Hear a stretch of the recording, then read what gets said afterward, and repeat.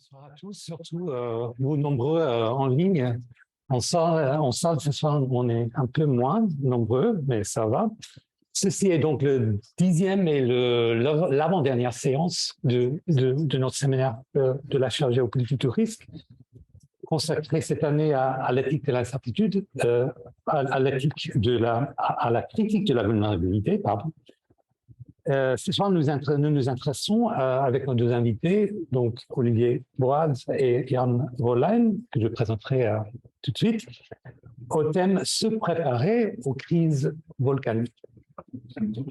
Comme d'habitude, un petit mot de rappel sur la dernière séance. Donc, nous avons discuté de la gestion des crises hospitalières et surtout, et c'était le thème principal, effectivement, de l'interface qui se présente nécessairement entre la gestion organisationnelle des institutions hospitalières et la gestion plutôt tactique des situations extrêmes, des situations d'extrême danger. Et donc, la discussion était une espèce de navigation entre ces deux problématiques et autour de l'hétérogénéité des deux espaces que ces deux types de gestion impliquent. Hétérogène d'abord en termes de complexité, donc différents niveaux de complexité, différentes formes de complexité, mais aussi en termes de différentes conceptions de crise sanitaire aussi, et encore différentes formes, différentes vitesses d'urgence, différents types de vulnérabilité, d'incertitude et même, on dirait, de risque. Mais on a vu que ces deux types de gestion, si vous voulez, gestion de complexité avaient un commun, et c'est peut-être la base de la solidarité entre les deux, un besoin de se réinventer. C'est le mot qu'avaient utilisé les deux, réinventer, suivant des situations différentes et inouïes. Donc la clé à la continuité, disons, chercher entre ces deux espaces intérieurs, donc dans l'institution hospitalière, et extérieurs, donc dans le terrain d'une crise, était le flou. Le flou. Il fallait faire, c'est les mots de Mathieu Langlois, faire bouger les patients, faire bouger les corps, faire bouger les patients. Donc, de l'état de blessure vers la santé et d'une situation de danger vers la sécurité. Mais ce soir, on va parler d'autres choses, aussi de gestion de crise et peut-être aussi d'une hétérogénéité entre plusieurs types de gestion et de conception de crise. On verra bien. Donc, la vulnérabilité provoquée par les dangers volcaniques, qu'on peut imaginer être complètement monstrueux, terrible. Une expression de la nature, même de Dieu, qui nous menace vraiment avec l'anéantissement au pire. Il est visuel, ce danger, il est proche, il est dantesque, noir, rouge, vraiment de point de vue spatial, vraiment très, très imposant. Donc, différentes des crises dont nous avons discuté la semaine dernière. Et donc, la préparation à ces crises volcaniques présente une condition assez singulière, une rencontre normalement entre une réalité scientifique et une réalité politique ou sociale même. Donc une clash, encore une fois, je suppose, de perception, d'intérêt, de compétences et même d'ontologie, donc au sens de ce qui est important et réel. Et la manière, je dirais, dont va s'organiser cette interface entre ces deux mondes va présenter un objet intéressant d'études sociologiques, mais aussi politiques.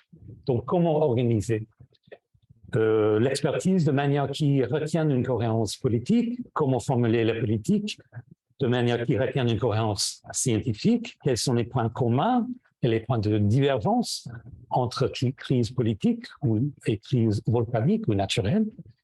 Où en est-il de l'incertitude politique par rapport à l'incertitude scientifique et quel est le rapport entre la vulnérabilité des positions politiques et la vulnérabilité vitale des populations. Et donc voilà quelques questions qu'on pourrait poser peut-être avec nos intervenants que je vous présente à présent. Donc Olivier Boras est directeur de recherche au CNRS, directeur du Centre de sociologie des organisations à Sciences Po. Ces recherches ont d'abord porté sur le gouvernement et par les risques, sur lesquels il a notamment publié les politiques de risque en 2008 et Why Regulators Assess Risk Differently, Regulatory Style Business Organization and the Varied Practice of Risk-Based Food Safety Inspections Across the EU. Entre autres,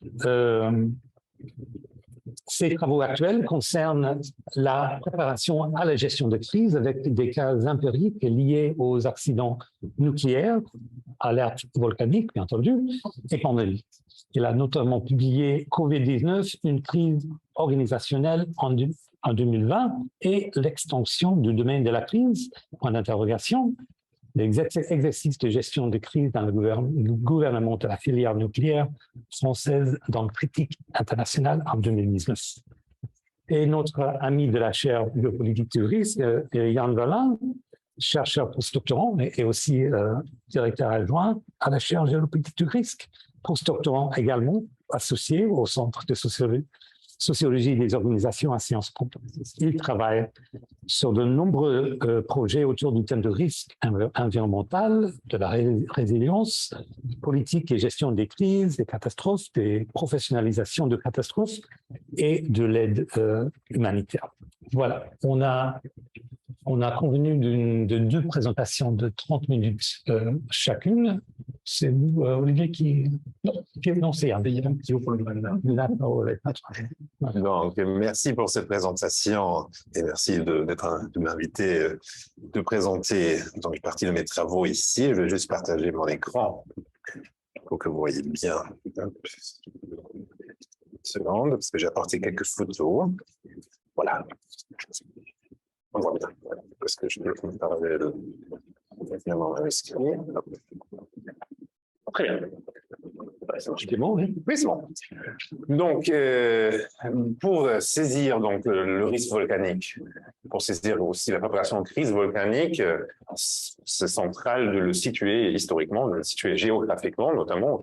Le risque volcanique a la particularité qu'en France, comme dans certains autres pays européens, les objets de ce risque, les volcans même, au moins quand ils sont actifs, ne se trouvent pas sur les territoires métropolitains, mais se trouvent outre-mer, outre-Atlantique, outre-Pacifique, et donc sont loin des grandes universités et des centres de recherche.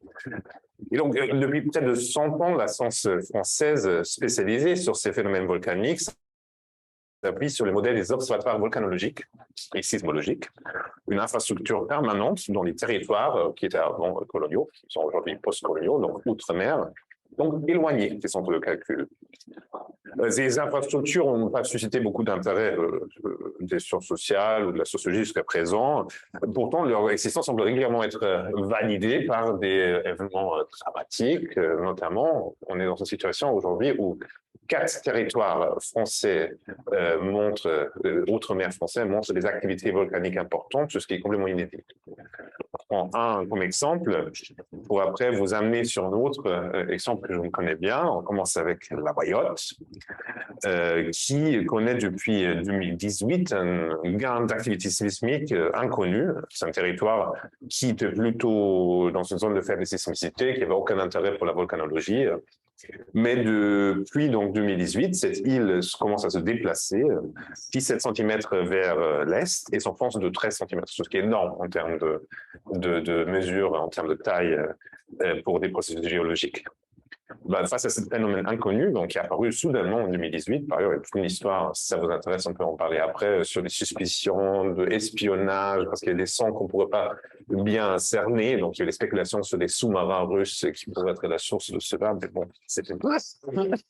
Mais donc, face à ce phénomène inconnu, donc les grandes institutions françaises de recherche en géosciences ont mis ensemble une expédition, plusieurs expéditions de fait, en haute mer, pour découvrir en effet que la cause de ce mouvement tectonique, de ce bruit bizarre, c'était un nouveau volcan sous-marin immense au large de l'île, à un endroit où on n'avait pas attendu un volcan.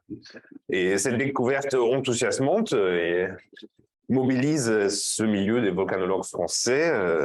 Pourtant, et là, la déception, le premier article scientifique sur ce qu'on sait maintenant est la poche magmatique la plus grande jamais mesurée, la plus vaste et la plus profonde, est faite par des Allemands, basés sur des données satellitaires, et qui le mentionnent dans leur article que donc on peut parfaitement surveiller ce volcan à distance, même de très loin, et même donc, par des chercheurs qui n'ont jamais mis un seul pied sur l'île de Mayotte.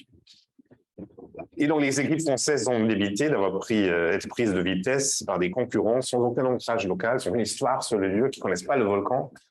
Pourtant, face à cette production déterritorialisée des données, les Français décident quand même de viser la construction de l'établissement d'un nouvel observatoire à Mayotte, qui dépend de l'observatoire de la île de la Réunion, dans la lignée du modèle presque centenaire aujourd'hui des observatoires volcanologiques. Et donc, je vais aller avec vous dans un autre territoire, la Martinique, donc je connais bien, on a conduit des recherches sur ce lieu de l'observatoire, parce qu'il est intéressant pour comprendre comment ce risque volcanique, notamment, est donc localisé d'une façon précise et qui est très entremêlé avec l'histoire coloniale française. Donc, vous voyez ici sur la photo l'ancien bâtiment de l'observatoire volcanologique, le nouveau en bas, qui date de 2020, donc c'est assez récent. Et pour commencer, je vais avancer sur une seconde. Voilà, on va regarder. Ah oui, là ça avance. L'éruption de 1902, la fameuse, donc vous le savez peut-être, en 1902, la montagne Eiffel, le volcan de la Martinique, va faire une grande éruption, notamment ce qu'on appelle une coulée pyroclastique, aussi connue sous le nom de nuée ardente, qui va détruire la capitale inofficielle, c'est la capitale officielle, mais la plus grande ville de la Martinique, Saint-Pierre, avec dans un premier temps 20 000 morts et dans un deuxième temps avec la destruction d'un village avoisinant, de nouveau 7 000 morts, donc presque 30 000 morts ont disparu dans cette catastrophe. Avec cette catastrophe disparaissent aussi le gouverneur de la Martinique, probablement sur un bateau au large de l'île, qui est pris dans cette nuit, et aussi les seuls scientifiques sur cette question de l'île. Il faut dire, il n'y avait pas grand monde. L'économie de plantation n'avait pas forcément produit une forte implantation scientifique sur l'île parce que il y avait un jardin botanique, mais en principe, la modalité des expéditions connues du XVIIIe et XIXe siècle a continué sur cette île. Donc on est allé avec le bateau, on a pris des espèces pour les exporter vers la métropole, notamment le jardin des plantes ici à Paris, où on a testé les plantes de la métropole dans les Outre-mer pour pouvoir les insérer dans l'économie locale. Et donc, il y avait un laboratoire qui était chez ce jardin botanique. C'était la seule institution scientifique. L'Université des Antilles, elle date que des années 70 du siècle passé. C'est relativement nouveau. Donc, sur place, il y avait déjà très peu d'expertise sur ce phénomène. Un phénomène qui, par ailleurs, auparavant, on ne connaissait pas. Le cas de référence était le Vésuve, donc l'explosion en Antiquité. Ça ne veut pas dire qu'il n'y avait pas d'autres explosions, éruptions volcaniques, mais il y a relativement peu d'expertise qui était faite sur cela. Donc, on ne connaissait pas ça, entre guillemets, au niveau de la connaissance scientifique dans les grandes capitales de l'Europe.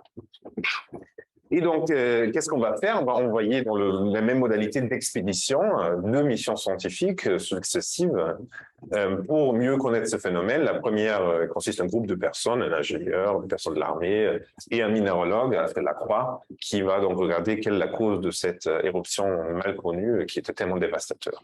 Après donc la disparition de ce deuxième village avec 7000 personnes que j'ai mentionné, on va envoyer de nouveau ce scientifique Lacroix et donc il va commencer à ce qu'il appelle observer l'ennemi, le volcan, avec une logique militaire de post-observation qui sont organisées et faites par des soldats, des militaires, des troupes coloniaux qui vont donc organiser et surveiller ce volcan.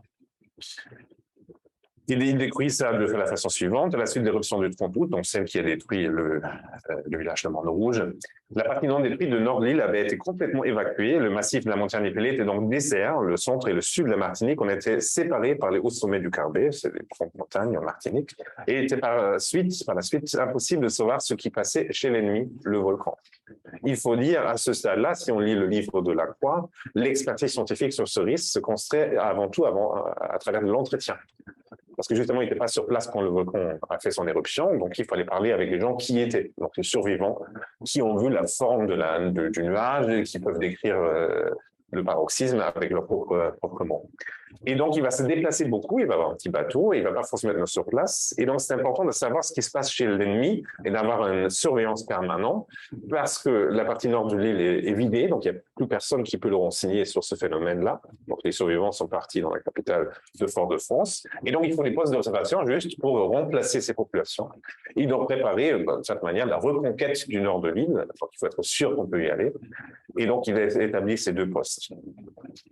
Mais assez vite, il a d'autres intérêts que de surveiller ce phénomène dangereux. Il va établir le service, mais il constate déjà l'année après, pardon, ce service d'observation d'information fonctionnait d'une façon régulière, donc ça fonctionne, ça roule, le volcan était relativement calme, les phénomènes se succèdent, toujours les mêmes, sont déjà un peu la fatigue. J'avais recueilli une quantité considérable d'observations et d'échantillons que j'avais hâte d'étudier. On sent mon impatience. Ma présence n'étant plus indispensable à la Martinique, je demandais alors à Monsieur le ministre des colonies l'autorisation de rentrer en France. Donc, il veut partir de l'île.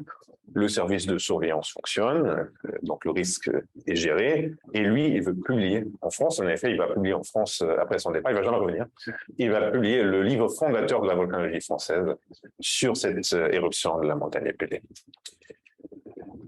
Donc, il construit ce poste d'observation. Un des deux va tout de suite, parce qu'il est relativement inutile lié à son emplacement sur le volcan, il va être dissous. Et donc, il reste un autre que vous voyez sur la photo, de hutte assez simple, qui héberge donc des instruments de mesure, notamment des sismographes, les instruments de mesure centrales, pour donc mesurer ce risque d'éruption. Et donc, il y a une logique d'alerter la population.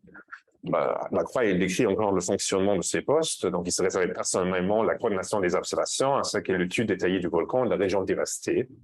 Les plusieurs postes furent reliés téléphoniquement à Fort-de-France tous les matins. Il va commencer les observations, il va y informer le gouverneur, il va publier au journal officiel son compte-rendu. Donc, on comprend bien, ces lieux sont avant tout là pour alerter, si besoin, sur une possible éruption majeure. Les populations qui sont à Fort-de-France, qui sont nerveux, qui voient le phénomène inconnu, il y a un moment de mouvement de foule, donc la fonction principale, c'est ça. Lui, sa partie sur la publication scientifique, il va la faire à Paris, il a ses données, donc l'utilité du lieu, c'est limite à un système d'alerte sur place. Et de toute façon, c'est pénible. On peut imaginer les difficultés de toutes sortes, comme il dit, à surmonter pour construire ce modeste observatoire à 510 mètres d'altitude, à 10 km de la mer, dans une région devenue déserte, dont les roues étaient constamment coupées face au volcan menaçant.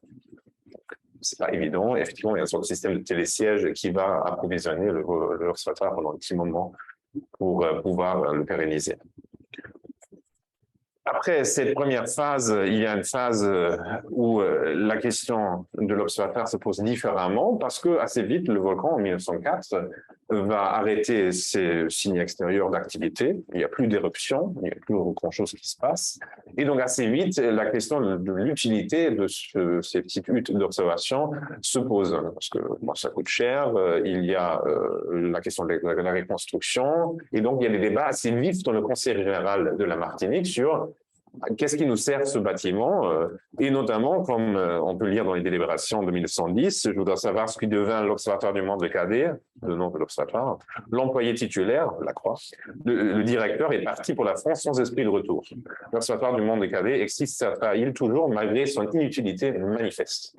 Donc pourquoi faut-il financer un appareil dont la fonction, un bâtiment, un lieu dont la fonction est de mesurer ce risque volcanique s'il n'y en a pas? Parce que visiblement, le volcan est calme. De plus, on va monter en 1929 une commission qui va regarder un peu plus près qu'est-ce qui se passe dans cet observatoire, qui est par ailleurs entretien géré toujours par les mêmes soldats, même si un des soldats est parti, donc il reste sur l'équipe de base, et notamment par le professeur du lycée Schulcher, qui est à Fort-de-France, qui dans son temps a passé, donc il va travailler au lycée, mais qui va aussi de temps en temps monter sur l'observatoire. Il apparaît que les personnes chargées d'utiliser des appareillages, donc les soldats, ne disposent pas des compétences nécessaires, ils ont reçu des erreurs, aucun des appareils de précision ne présente la moindre trace de réglage, le scellé et l'exactitude militaire et le dévouement d'un commis ne suffisent pas toujours en matière scientifique. Donc, on sent ici que la gestion militaire de ce risque, l'ennemi, on se souvient, est une justification pour donc, critiquer l'existence observatoire en soi. Et donc, effectivement, c'est suggéré à plusieurs reprises dans les délibérations du Conseil régional de juste dissoudre le lieu et utiliser les financements pour d'autres choses. Et qu'est-ce qui se passe en 1929?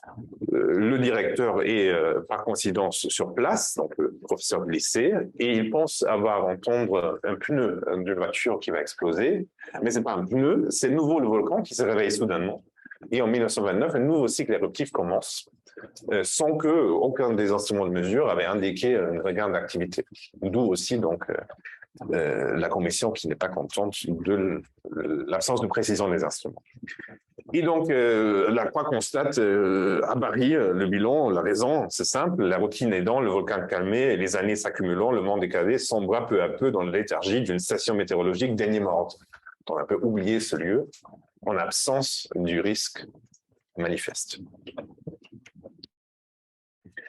Qu'est-ce qu'on va faire face à cette nouvelle éruption volcanique qui dure jusqu'à 1933-1934? On va utiliser une grande partie de la contribution nationale, une donation qui est donnée par le Terre central pour reconstruire et combler les dommages qui étaient faits par l'éruption. Il n'y a personne qui meurt cette fois-ci, mais il y a des problèmes d'infrastructure, il y a des routes coupées. On va utiliser une grande partie de cette contribution nationale pour construire un nouvel observatoire moderne, grand. Le bâtiment en béton, le deuxième de l'île. Le bâtiment public le plus grand de l'époque. Et on va investir, on va créer donc un nouvel observatoire qui a vocation, qui serait donc sur une double tutelle, à la fois sous les ordres du gouverneur. Il y aurait un comité consultatif de perfectionnement des services physiques du globe des colonies, donc des scientifiques sur place. Et finalement, les grandes décisions sont quand même prises par la Croix à Paris, parce que l'organisation scientifique, le contrôle général du fonctionnement seront réglés ultérieurement par le pouvoir central. Ça veut dire un comité auquel préside la Croix. Nous, on sent de trucs entre deux. Il y a des personnes sur place, des scientifiques, c'est un vrai lieu de recherche, mais une grande partie des décisions ne sont pas prises localement. S'ils sont pris localement, c'est par le gouverneur, mais les décisions scientifiques sont prises à Paris. Mais on est quand même très fiers, parce qu'ainsi bien équipé, le service de la physique du globe semble pouvoir remplir sans défaillance sa mission de sécurité. Donc, c'est présenté encore comme un lieu de surveillance qui va donc veiller ce risque volcanique. Il est également appelé à apporter une contribution importante à la connaissance de la constitution interne du globe, problème passionnant dont l'étude ne peut être poursuivie dans un lieu plus favorable que la Martinique. Donc, on sent qu'il y a une deuxième logique qui s'insère ici. Donc, pas seulement ce lieu est là pour surveiller ce risque, mais on veut aussi produire des connaissances localement en Martinique sur la physique du globe.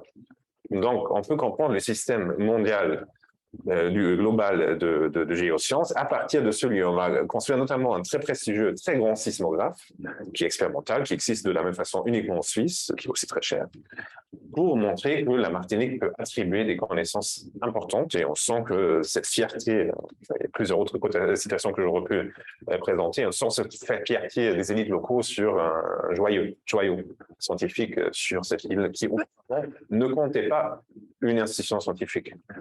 Tout court. Après, il y a une deuxième phase qui est de plus en plus à cette partie de ce qu'on appelle désormais observation, une partie de production de données scientifiques pour la compréhension de volcans et de la physique du globe, et donc exploitation des données localement qui va être envoyée après à Paris. Et ceci commence notamment avec la décolonisation. Si on prend cet extrait du discours d'Aimé Césaire à l'Assemblée générale qui argumente pour la départementalisation des territoires outre-mer, donc ils perdent leur statut de colonie, ils deviennent départements, pour une égalité des conditions de vie post-guerre. Pendant la guerre, les départements outre-mer ont souffert beaucoup, notamment la Martinique, des formes de famine, des problèmes d'approvisionnement.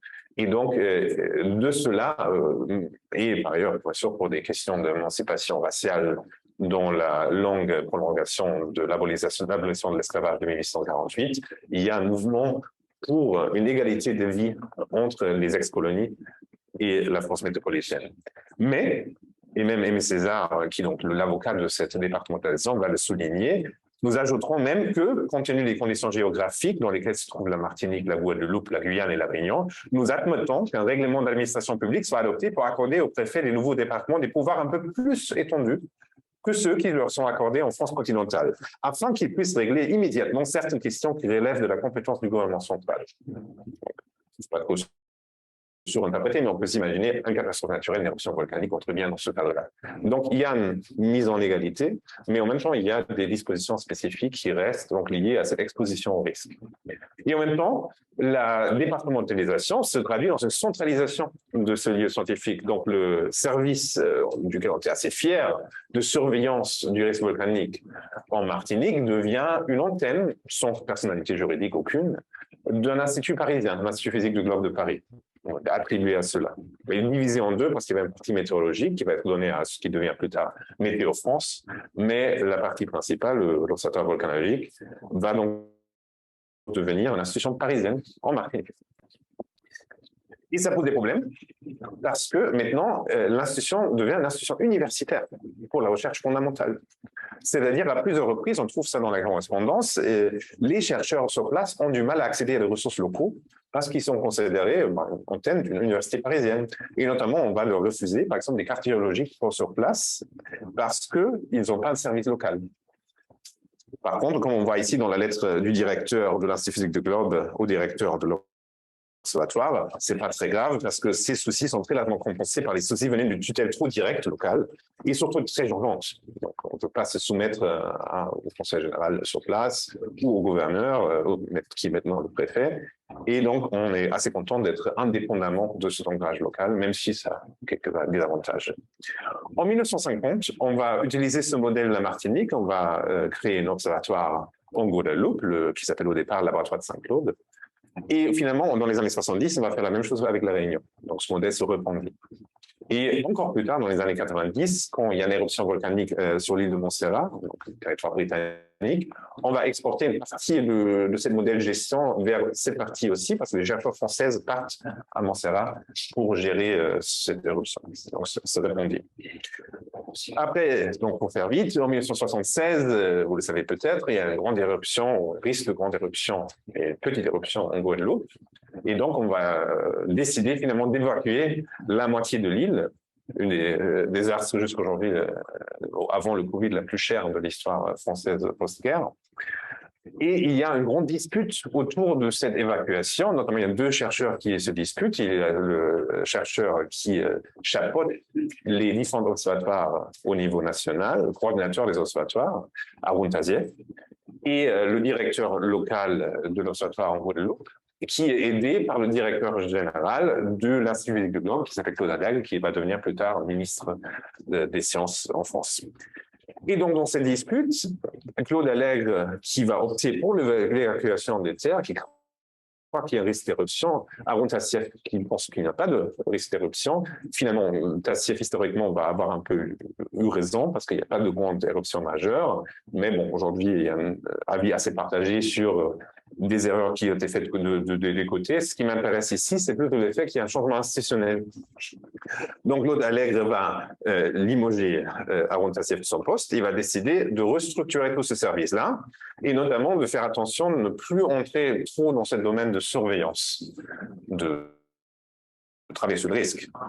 Et donc, il va plutôt créer une équipe pluridisciplinaire par ailleurs moitié internationale d'intervention volcanologique au cas où il y aura une éruption. On va venir donc de l'extérieur, de façon temporaire, pour travailler sur ce phénomène-là. Mais les équipes sur place devraient que produire des données pour l'exploitation scientifique et la publication.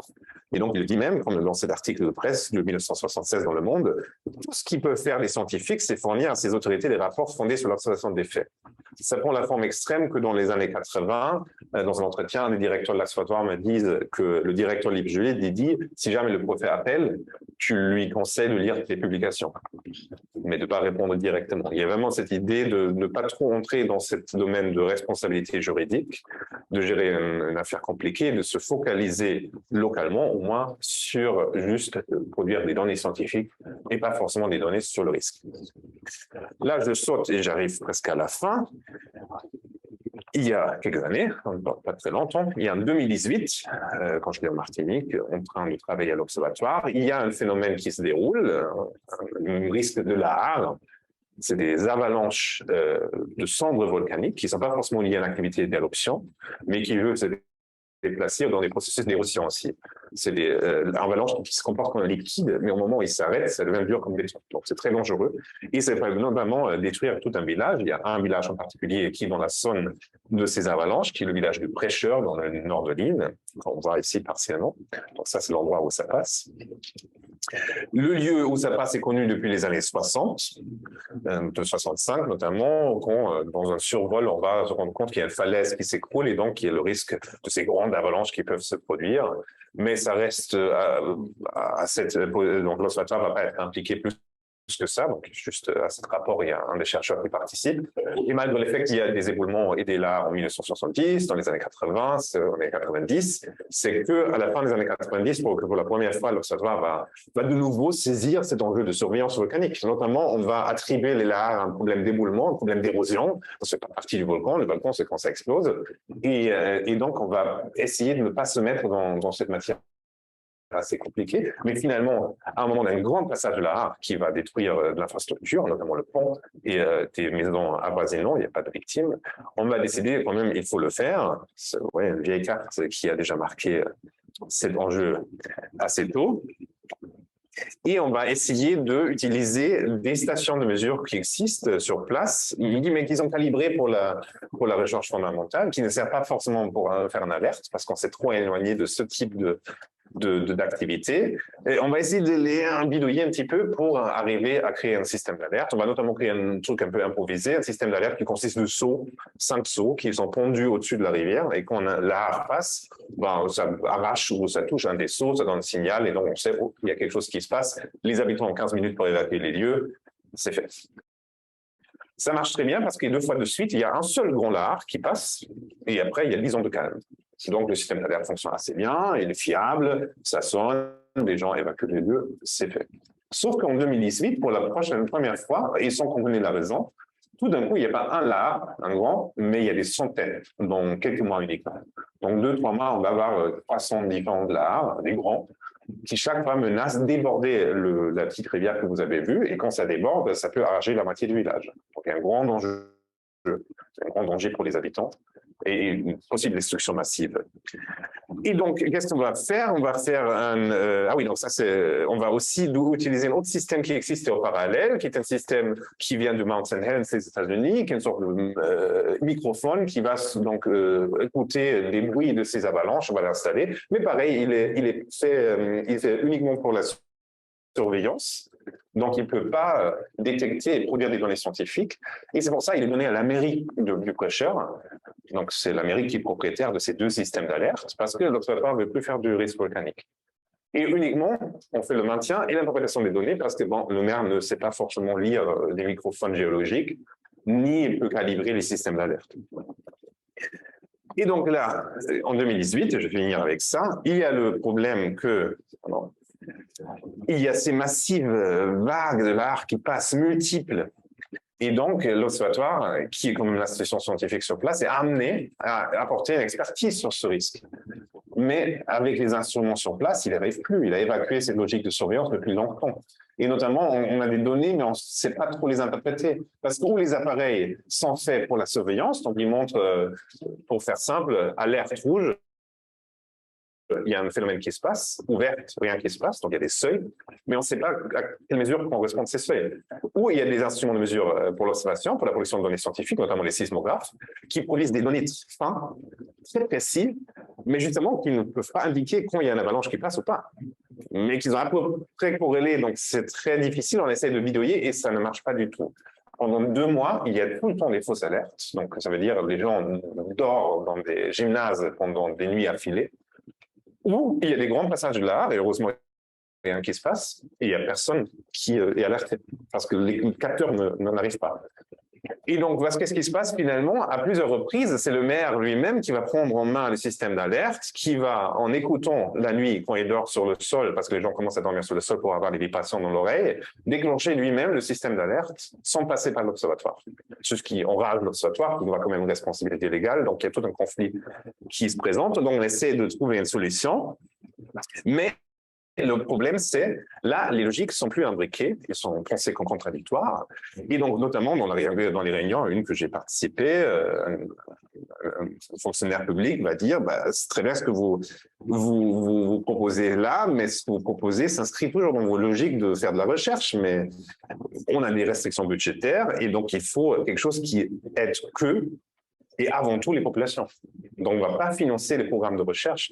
Par contre, l'observatoire argumente il faut comprendre ces phénomènes. On ne sait pas pourquoi il y a maintenant des centaines de vagues à la fois. Et donc, il faut investir dans une ANR, dans un projet de recherche. Et il faut des moyens de moyen terme et de long terme. C'est ce qui est refusé par les pouvoirs publics. Et finalement, après toutes ces affaires, il y a des disputes, c'est assez tendu. Le sous-préfet de Saint-Pierre de l'époque va donc constater c'est quand même bien d'avoir un lieu scientifique local et de rapatrier cette expertise. Et donc, il rêve, un peu naïf, on pourrait faire ça dans le village même, aux prêcheurs, pour pérenniser ce que vous faites actuellement. Une sorte d'institut pour la commune qui puisse profiter pour améliorer la compréhension du phénomène. Un institut pourrait aussi être un lieu d'accueil pour le public. Donc, un peu cette structure qui existait auparavant pour une courte période, qui était le service de la Martinique, donc une institution locale de recherche et de surveillance, et donc fantasmé de nouveau à ce moment-là. Donc, pour conclure dans 2 phrases, 3 phrases peut-être, ce que je voulais montrer que ce risque volcanique a été saisi à travers une configuration assez spécifique qui est très liée donc au fait qu'il y a 2 espaces qui sont connectés, la Martinique, Paris, où jusqu'aujourd'hui, une grande partie des données sont interprétées, aussi les données sur la surveillance. Ces 2 espaces correspondent à différentes logiques d'action, surveiller le risque volcanique, qui peut même donc s'ancrer dans des appareils de mesure qui sont exclusivement dédiés à cette activité, ou observer le volcan pour produire de la donnée, pour faire des publications, pareil avec des appareils de mesure correspondants. C'est ce qui a mené à une réification des cellules logiques qui, à des endroits précis, à des moments précis, comme dans cette petite crise en 2018, ont fait qu'ils ne pourraient plus communiquer les uns avec les autres. Ni les appareils, ni les humains, ni les différentes formes d'appréciation du phénomène volcanique. Merci. Merci beaucoup. Donc, moi, je prends la suite. Alors, je change totalement la focale.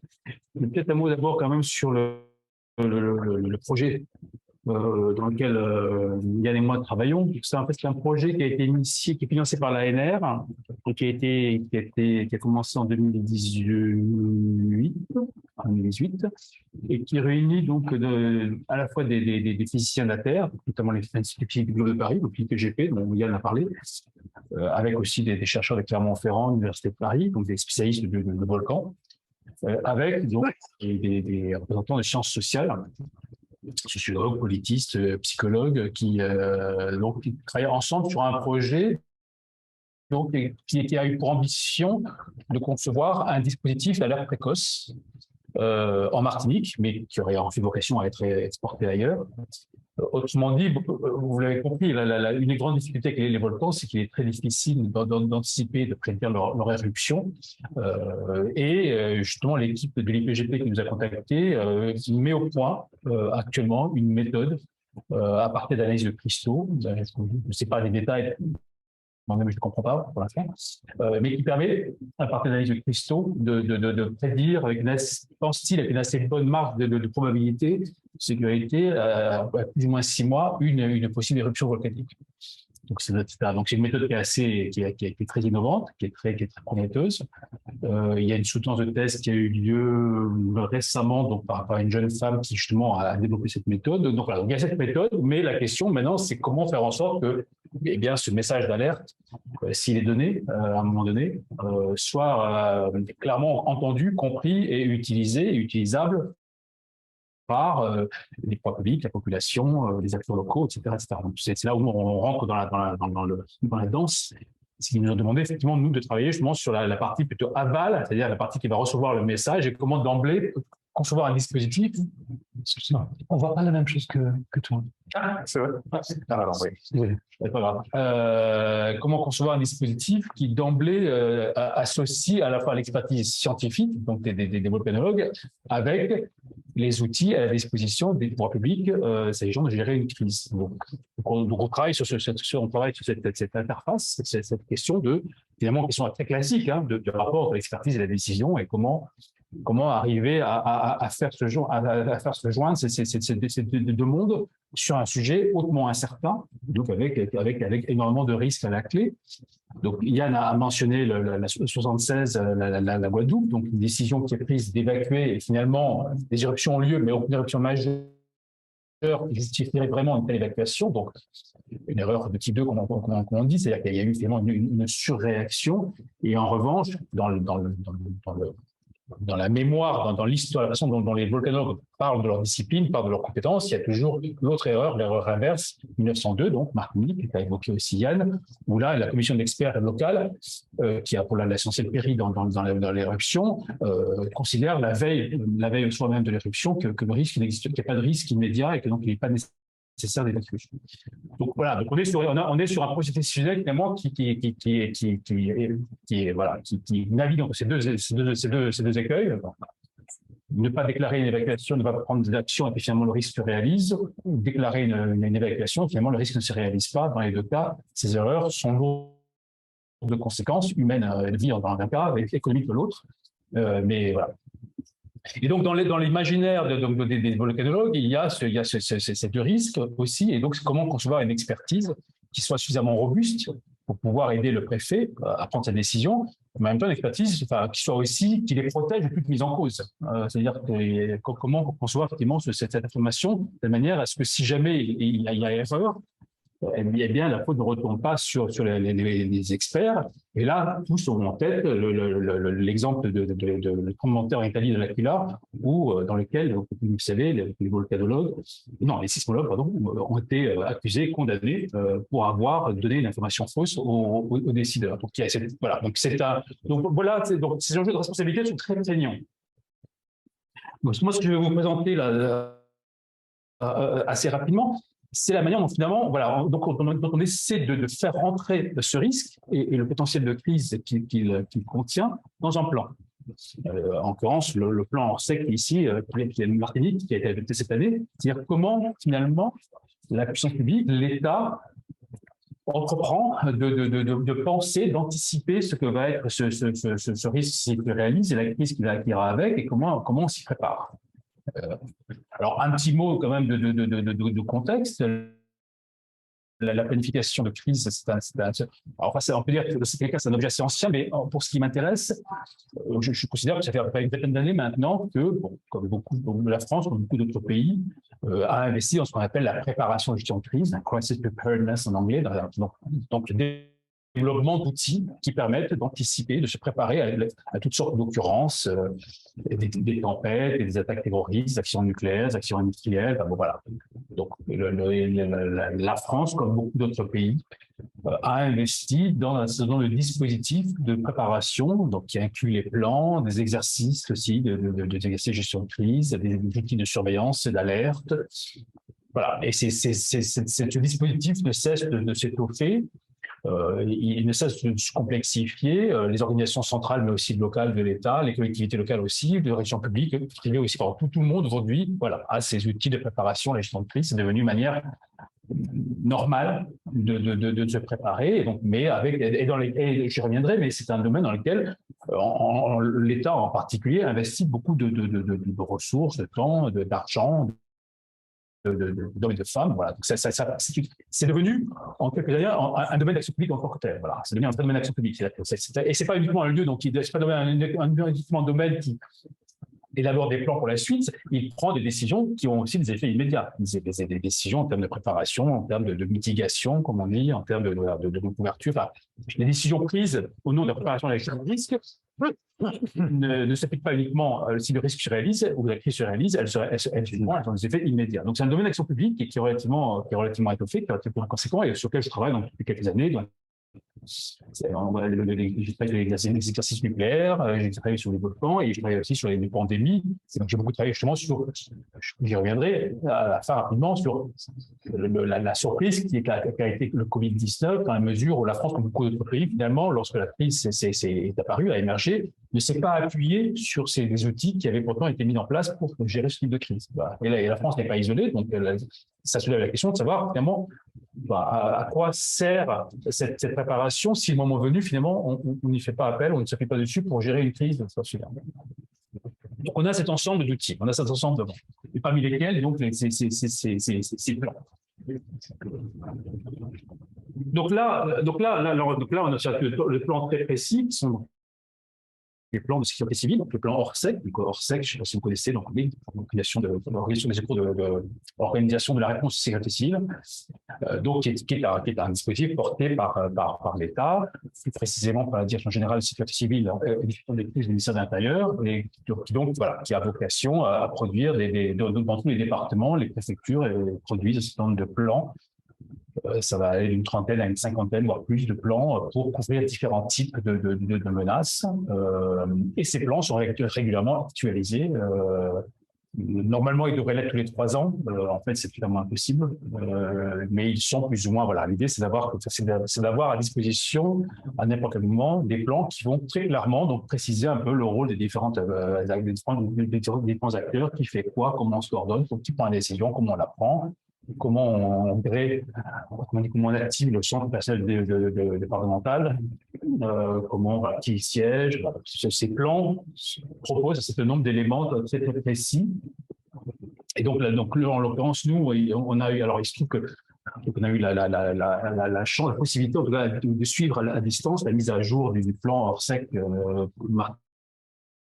Montpellier, puisque en fait, en fin 2019, Montpellier, qui jusque-là était très calme, et c'est pour ça même qu'elle a été choisie dans le cadre de ce projet, parce qu'elle était calme, a fait des signes de réactivation. Donc, elle a des petits signes qui ont alerté les experts locaux, qui ont décidé qu'il fallait passer en vigilance jaune. Je reviendrai là-dessus. Et donc, là, depuis fin 2019, la Martinique est officiellement en vigilance jaune, ce qui signifie un stade renforcé de vigilance, de surveillance du volcan, parce qu'il y a le risque d'une réactivation sérieuse et potentiellement d'une reprise d'activité sérieuse. Donc, le passage en vigilance jaune a donc conduit immédiatement le préfet à décider de mettre à jour le plan ORSEC qui datait dans sa version précédente de 2002. Donc, il avait 20 ans. Il avait, je pense, 18 ans au moment où le plan a été élaboré, enfin, mis en chantier. Donc, activation mise à jour de ce plan. Mise à jour de ce plan, donc, qui à la fois tient compte des acteurs locaux qui ont changé depuis. Il y a des réformes territoriales, il y a eu mais qui tient compte aussi de l'évolution des connaissances scientifiques, et notamment dans le domaine des volcans. Il y a eu beaucoup d'évolutions dans ces 20 années, et donc l'idée, c'est d'arriver à intégrer ces connaissances dans le plan. Alors, très rapidement, peut-être le plan, voilà comment se présente sur le terme de matière du plan. Donc, vous avez deux premières parties qui sont vraiment des présentations présentation de la volcanique. Donc, en gros, c'est quoi un volcan, comment ça, quels sont les différents types d'éruptions, et puis ensuite, les différents types de scénarios, donc les différents types d'éruptions, donc quoi qu'on peut s'attendre, et quel effet ça aurait, quelles seraient les conséquences sur l'île en termes de destruction. Donc les deux premières parties sont les parties vraiment, on va dire, scientifiques. La partie suivante, ensuite, dispositif de crise, elle est la partie qui a été rédigée à la fois par les services locaux de la préfecture, avec l'aide des services centraux du ministère de l'Intérieur, donc qui, elle, comprend toutes les différents types d'alertes qu'on va mettre en place et les différentes mesures à prendre en cas d'évacuation. En cas de risque d'éruption, et donc, qui peut conduire à l'évacuation.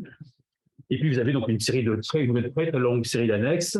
On revient une seconde en arrière. Vous avez donc c'est discret. Puis après, vous avez les fiches missions. Là, vous allez voir par acteur, par administration, par service, le descriptif de ce qu'il doit faire à différents moments.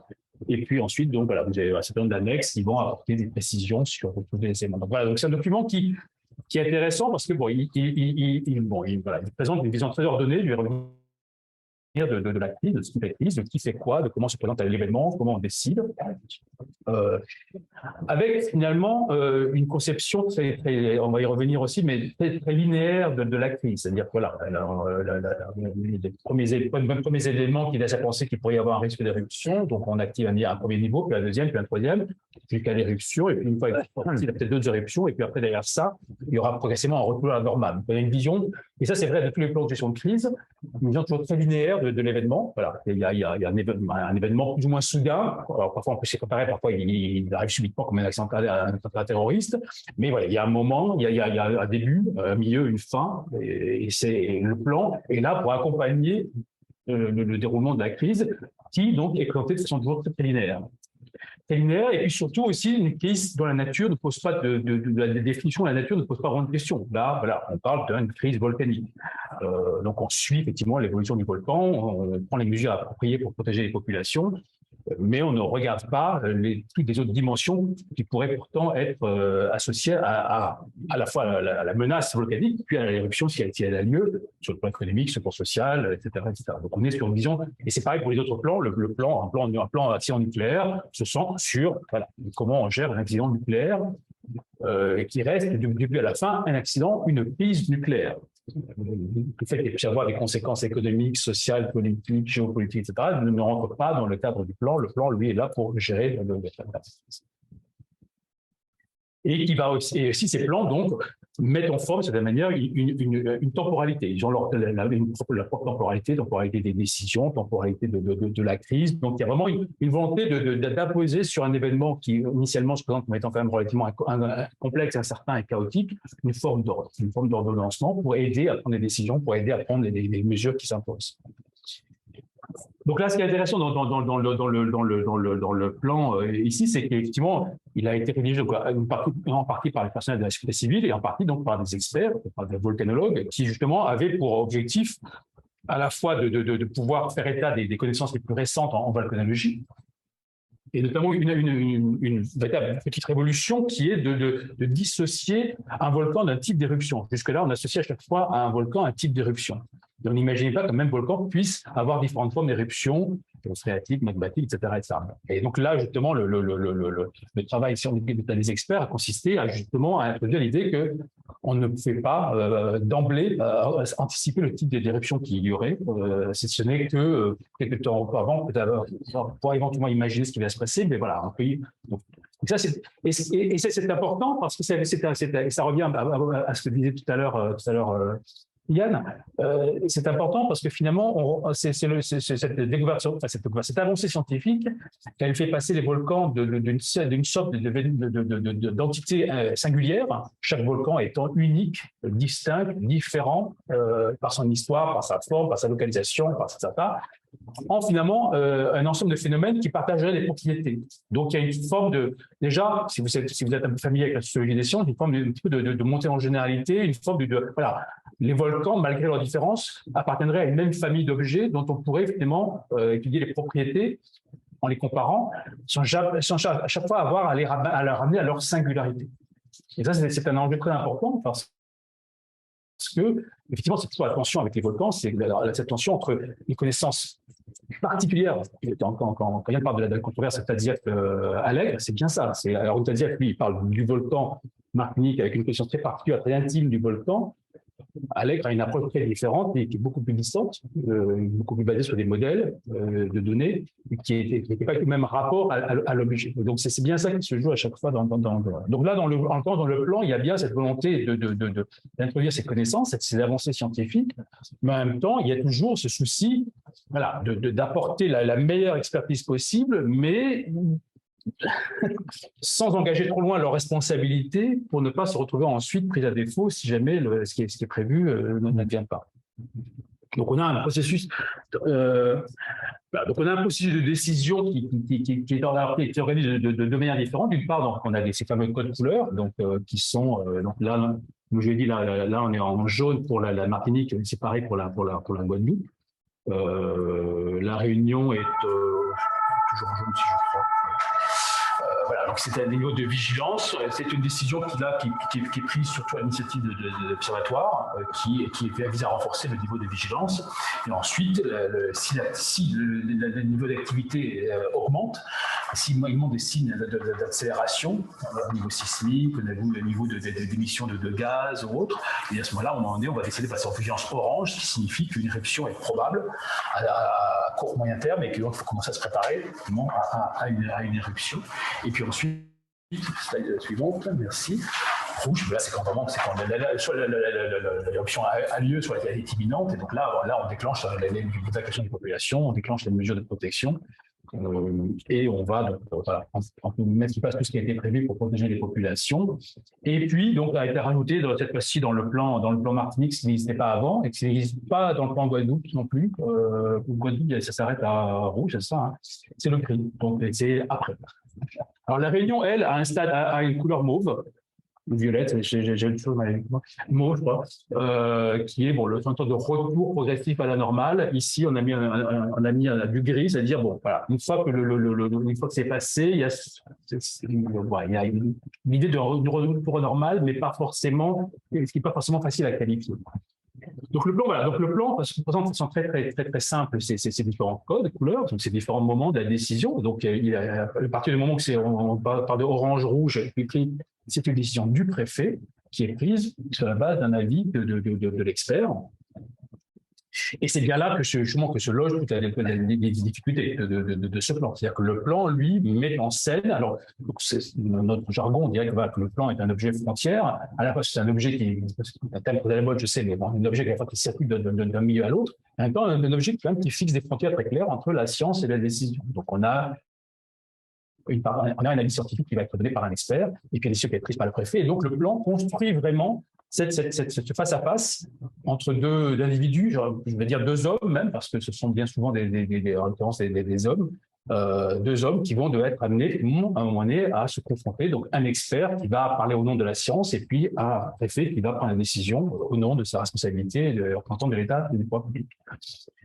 Et cette décision, donc, elle est construite vraiment comme un face-à-face avec l'idée d'une transmission qui va être assez suffisamment claire et précise pour que le préfet sache quelle décision prendre.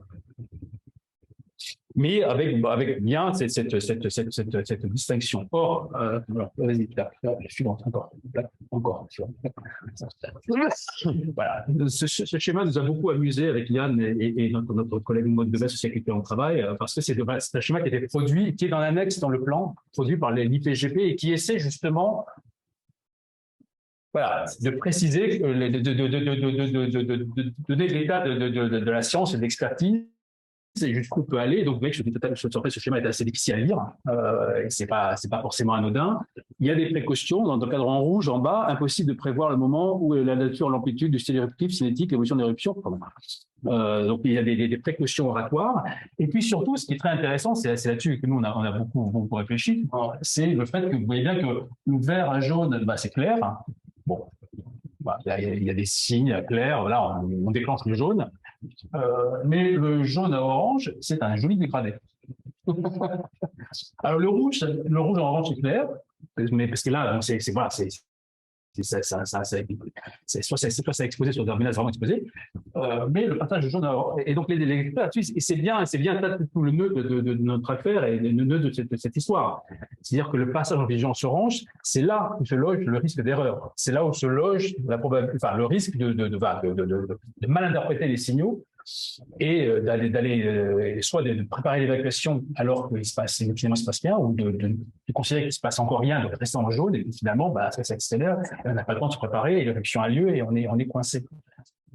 C'est vraiment là où se loge toute la difficulté, tout le risque de cette décision, et justement les experts là-dessus sont extrêmement vigilants parce qu'ils ne disent pas comment on va faire pour passer de l'un à l'autre, et surtout on voit bien que c'est une décision qui va être extrêmement compliquée pour le préfet parce qu'il va devoir lui pour le coup tenir compte de beaucoup d'éléments qui ne relèvent pas que du ressort de l'expertise volcanologique. Et c'est en ça que ces plans donc sont intéressants aussi, c'est que finalement ces plans à la fois décrivent un risque et la possibilité d'une maîtrise, on donne un certain nombre de caractéristiques, ce qu'il faut faire, mais en même temps écartent tout un ensemble d'autres dimensions, oublie ou n'évoque pas tout un ensemble de dimensions qui vont aussi contribuer à la crise, faire partie de la crise, faire crise. Déjà, ce qu'on a pu observer, nous, déjà le passage en vigilance jaune, en soi, qui a priori paraît anodin, c'est simplement une façon de dire, attention, il y a peut-être un réveil, et une façon aussi pour l'observateur de dire, il nous faut plus d'argent pour acheter plus d'équipements pour pouvoir mieux mesurer ce qui se passe sur le volcan, donc renforcer l'observation, a déjà des conséquences sociales et économiques. Dans le nord de l'île, aujourd'hui, qui est la partie la plus pauvre, par ailleurs de la Martinique, il est très difficile d'acheter ou de vendre un logement, il est très difficile de trouver des assurances pour des logements, il est très difficile d'investir dans des projets d'infrastructure, des projets touristiques, parce qu'il y a une incertitude sur la possibilité d'un réveil du volcan, qui du coup, voilà. Donc, cette décision technique, déjà, elle a de conséquences. Donc, vous imaginez bien que si on passe en vigilance orange, et là on est sur une incertitude, par exemple, la possibilité d'une éruption dans les, je sais plus ce que c'est quoi, les jour et mois. Jour et mois, c'est ça. Là, vous mettez toute l'activité, tout le nord de l'île entre parenthèses. Vous n'avez pas encore évacué, mais déjà vous allez avoir une partie des gens qui vont évacuer eux-mêmes, tout seuls. Et puis surtout, vous mettez complètement en parenthèse l'économie de l'île. Il ne se passe plus rien. Alors, plus personne ne va continuer à travailler, à investir, et donc cette question, elle est très lourde de conséquences. Donc, si derrière ça, il ne se passe rien, vous avez à gérer les conséquences de cette décision. Et la difficulté, en fait, il amène de l'autre côté. Vous voyez bien que là aussi, il y a un moment très, très, très compliqué qui sera, à supposer, donc on rentre dans ce cycle éruptif, le moment où on décide de passer de orange, parce que vous avez vu que le plan sec, lui, ne se mouille pas, il met du gris. Eux, les volcanologues, dans leur document, ils remettent des couleurs. Donc, avec toujours cette idée, voilà, quelque chose de linéaire, enfin, quelque chose qui est un milieu, un début. Mais il faut décider le moment où, en gros, c'est bon. On est sorti du cycle. Cette décision-là aussi, elle est lourde, elle est très, très lourde de conséquences. Parce qu'en gros, c'est signal qu'on peut recommencer à s'installer, on peut commencer à penser à la reconstruction, on peut commencer à réinvestir. Mais il y a cette si ça repart, comme dit Yann, en 1929, ça a duré pratiquement 5 ans. Donc voilà. Donc finalement, ces plans proposent une mise en ordre, une mise en forme d'un phénomène qui est par définition complexe. Alors évidemment, il ne s'agit pas je ne suis pas en train de critiquer le plan, je suis très clair, mais simplement, la façon dont ces plans sont conçus tend à vouloir imposer une vision très ordonnée sur un phénomène qui est beaucoup plus complexe et surtout écarte de la décision tout un ensemble de dimensions qui seront pourtant présentes dans la tête du préfet. Le préfet, quand il va devoir effectivement décider de passer en vigilance, il va devoir forcément tenir compte des conséquences que ça va avoir sur l'économie locale. Et une fois plus, la partie la plus pauvre de l'île. Mais aussi, indirectement, la partie sud, qui est la partie touristique, mais qui sera forcément aussi impactée. Et avec Yann, cette année, on s'est amusé. On a fait un cours à Sciences Po avec des étudiants et on leur a fait faire justement des travails d'anticipation sur les différentes phases de la décision, d'anticiper à la fois les conséquences de ces décisions. On voit très vite que voilà, on est face à des phénomènes qui doivent avoir des conséquences extrêmement lourdes, durables. Donc, ce ne sont pas des décisions. Donc, ces plans, à quoi ils servent? Donc, la réponse la plus évidente, ça se fait par la évidente, mais celle qui est donnée dans la littérature, par ailleurs un auteur que j'aime beaucoup, c'est Lee Clark, donc il parle de fantasy documents, des documents fantaisistes. Pas au sens où il serait inutile, mais au sens où en fait ils ont une fonction symbolique. Ils donnent l'illusion que, en l'occurrence, si l'État a pris la mesure, dans tous les sens du terme, du risque et est en mesure de faire face. Donc c'est une sorte de promesse. C'est donc le livre, je ne le connaissais pas, je vous le conseille, s'appelle Mission Improbable. Mission improbable. Et il a une analyse très très fine de ces documents fantaisistes en appliquant à différents cas pour montrer effectivement, voilà, c'est d'abord symbolique. Et c'est vrai qu'ils ont une fonction symbolique, clairement. Voilà, quand le préfet décide de mettre à jour le plan Orsec en Martinique en 2020, il s'agit de montrer que l'État prend au sérieux la menace et se prépare et donc met à jour le plan pour pouvoir, le moment venu, être en mesure de prendre des décisions appropriées.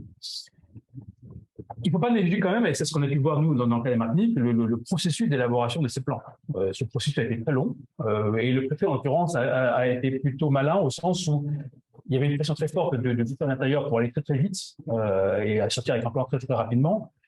une pression aussi assez forte des volcanologues pour sortir ce plan, et lui a préféré prendre son temps et donc a consulté très largement au niveau local les différents acteurs locaux, les collectivités locales.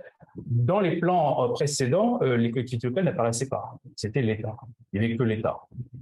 Et dans les premières versions du plan, en fait, il n'y avait vraiment que l'État. Donc la crise, c'est l'État, en France. On est en France, hein, donc voilà. La crise, l'État a le monopole de la gestion de crise, et donc l'État pensait la crise à l'aune, enfin à partir des institutions qui relèvent de l'État, donc la préfecture, la police, la gendarmerie et tout. Bon, mais les collectivités locales n'apparaissaient pas dans le paysage. Les associations locales n'apparaissaient pas dans le paysage. Et je ne parle pas des populations. Donc tout un travail a été fait qui a permis d'intégrer ces acteurs dans le plan. Donc ces documents sont quand même intéressants par le processus d'élaboration sur lequel ils reposent. Mais on est bien quand même et je terminerai là-dessus, quand même un acte fort de la part de l'État qui consiste à envoyer un signal disant voilà, ces phénomènes sont des phénomènes gouvernables. Donc là, la crise volcanique est un phénomène qui est gouvernable. On peut le mesurer, on peut agir dessus, on peut en prendre le contrôle, on peut l'accompagner. Et ces plans, en général, et pas que le plan R7, hein, tous ces plans, finalement, à chaque fois, sont une manière pour l'État de suggérer que c'est un départ lui échappé, relevé du destin, de manque de chance, d'autres relève bien de son domaine de compétences et qu'il a les moyens, effectivement, de les contrôler, de les gouverner. Et c'est encore, vous avez cité le titre de l'article qu'on avait fait sur l'exercice de crise avec Elsa Gisquet, sur l'extension du domaine de l'État. Et c'est bien ça, à travers ces plans, à travers ces exercices, ce qui nous intéresse, c'est de voir comment à chaque fois, il y a une extension, comment l'État étend son emprise sur des domaines, sur des sujets, des phénomènes qui, a priori, sont hautement incertains, potentiellement très déstabilisateurs, donc menaçants, et comment il étend son emprise sur ces phénomènes en les faisant entrer en quelque sorte dans son domaine, dans son champ de compétences, mais sous une forme très bureaucratique. Alors, quand je dis bureaucratique, attention, ce n'est pas au sens péjoratif du terme, hein, mais au sens, en imposant ces phénomènes, ces éléments, voilà, des modes d'action traditionnels de l'État, donc des plans, des exercices de crise aussi, sont des exercices qui sont très bureaucratisés, avec énormément de productions, de procédures, de règles, de documents. La production écrite est phénoménale. Et donc, on a cet accaparement par l'État de ces phénomènes sous des formes bureaucratiques qui les rendent gouvernables, qui les rendent pensables, et donc, en quelque sorte, qui considère que s'ils surviennent, l'État sera en mesure d'y faire face, sera en mesure de les gérer, saura faire. Même si, évidemment, puisque les rédacteurs de ces plans, de ces exercices, ils vous diront bien que, bon, ils ne sont pas bêtes. Ils savent très bien que si l'accident nucléaire survient, si on a une éruption majeure de montagne pelée, le plan ne va pas tenir très longtemps. Mais ça reste néanmoins un acte fort par lequel l'État entreprend de gouverner ces phénomènes. Et du coup, la question qui se pose à chaque fois, c'est qu'est-ce qui se passe-t-il lorsque l'événement survient? Qu'est-ce qui quand la crise, la vraie crise ou la grosse crise survient, bon, que deviennent ces plans? Là, on se voit très vite qu'en fait, ces plans sont mis de côté. Alors, l'argument, c'est le plus souvent, on n'a pas le temps. Quand on est en pleine crise, on n'a pas le temps d'aller sortir le plan et de commencer à le lire. Il faut agir tout de suite. Parce que le plan ne répond pas forcément à toutes les questions, parce qu'il n'est pas exactement adapté à la situation, parce que bon, plein d'arguments qui vont sortir pour montrer que finalement, dans ces moments-là, il va y avoir un très haut degré d'improvisation.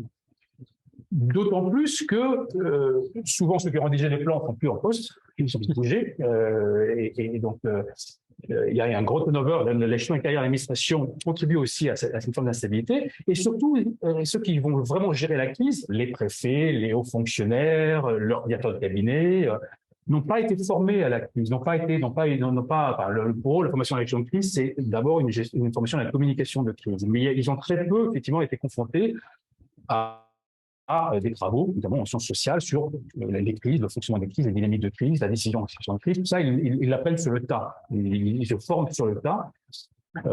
Et c'est par expérience qu'ils vont apprendre ça. Mais finalement, donc, pour eux, ils ont vaguement conscience qu'il existe un plan, mais ça ne fait pas partie des outils sur lesquels ils vont s'appuyer forcément pour prendre immédiatement les premières décisions. Ils vont chercher à comprendre ce qui se passe, ils vont réunir des experts, ils vont constituer leur propre petite organisation. C'est ce qu'on observe dans les crises, des formes d'improvisation.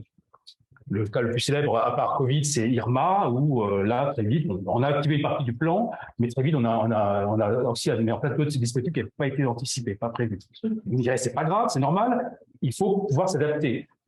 Et vous aurez raison. Simplement, ce qui est intéressant, c'est qu'une fois que la crise est passée, que les cendres retombent, la poussière retombe, eh bien, on ne va pas actualiser les plans, on ne va pas remettre en place des dispositifs pour essayer de tenir compte des leçons qu'on pourrait tirer de ce qui a été passé. On va considérer au contraire que l'événement était en fait beaucoup plus compliqué que prévu, beaucoup plus gros que prévu, difficile à anticiper, d'une nature tellement différente que finalement, bon, ce n'était pas possible de pouvoir se préparer à ça.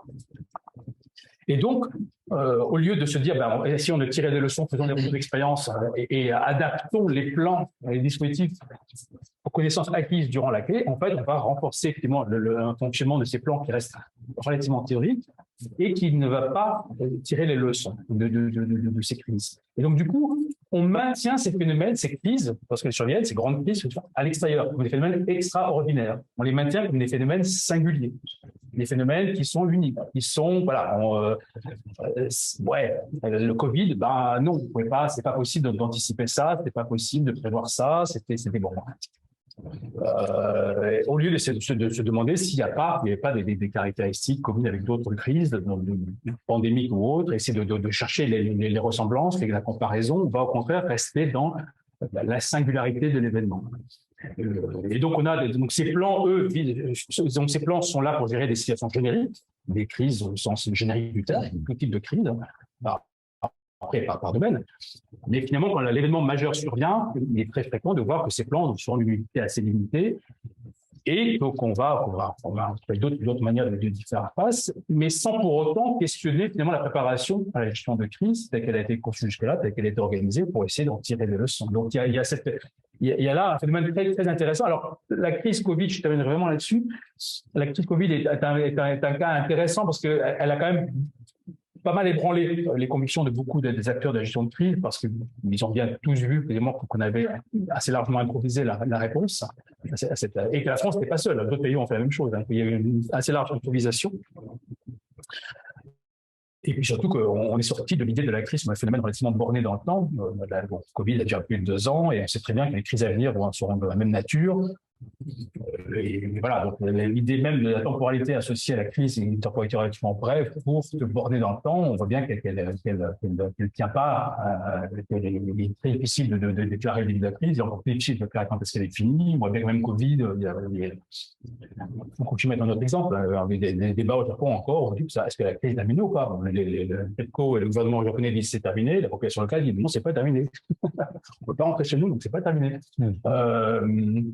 Voilà, donc, du coup, ces crises remettent en question un certain nombre de présupposés ou de postulats sur lesquels repose la préparation. Néanmoins, il reste beaucoup à faire pour arriver encore à repenser une préparation à la crise qui, bien sûr, on aura toujours besoin de plans et d'exercices, mais qui soit mieux à même finalement de tirer des leçons, d'apprendre et de concevoir ces événements comme des processus d'apprentissage. Et pour cela, d'arriver à les penser dans leur enchaînement, en les comparant les unes aux autres, en comparant les crises les unes aux autres, et en cessant de les considérer à chaque fois comme des phénomènes singuliers, uniques, incomparables, extraordinaires. Donc, d'une certaine manière, qu'on ne peut pas connaître. Et donc, tout l'enjeu, et on va travailler ensemble l'année prochaine aussi, ça va être ça, c'est comment arriver à commencer à concevoir des dispositifs de connaissances cumulatives sur les crises. Comment penser la cumulativité des connaissances sur les crises pour pouvoir effectivement faire évoluer les préparations. Et c'est un enjeu qui est extrêmement intéressant et important. Et je m'arrête là-dessus et je vous remercie. Très bien, merci. Deux exposés vraiment tout à fait complémentaires, je pense. Je vais juste...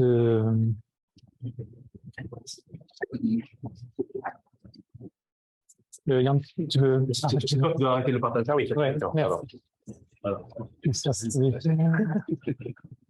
merci. Voilà. Voilà, nos collègues là. Donc la parole est libre. Je vais pas attendre. Des micros sur la table. Ah oui, c'est bon. Mais bien allumé. Je pense, je sais pas. Est-ce que vous m'entendez en ligne? Allumé. Est-ce qu'il y a une lumière? Oui, Oui, ok, on est bon. oui, c'est bon. Bonsoir, merci beaucoup pour votre intervention. Dans notre cours de gestion de crise, nous avons vu plusieurs fois que l'un des facteurs qui a un peu, on va dire, aggravé la crise, et notamment lorsque nous avons travaillé sur le tsunami de 2004, était la méconnaissance des signes annonçateurs du tsunami par la population locale, ou par les gens en général. Et je me demandais du coup quelle était la place de l'apprentissage des populations dans le cas des crises volcaniques. Est-ce que, par exemple, en Martinique, on prend une personne au hasard, est-ce qu'elle sait comment évacuer? Est-ce qu'elle connaît le risque? Est-ce que les populations sont vraiment informées? Donc voilà, ma question. Donc, peut-être pour répondre de différentes manières.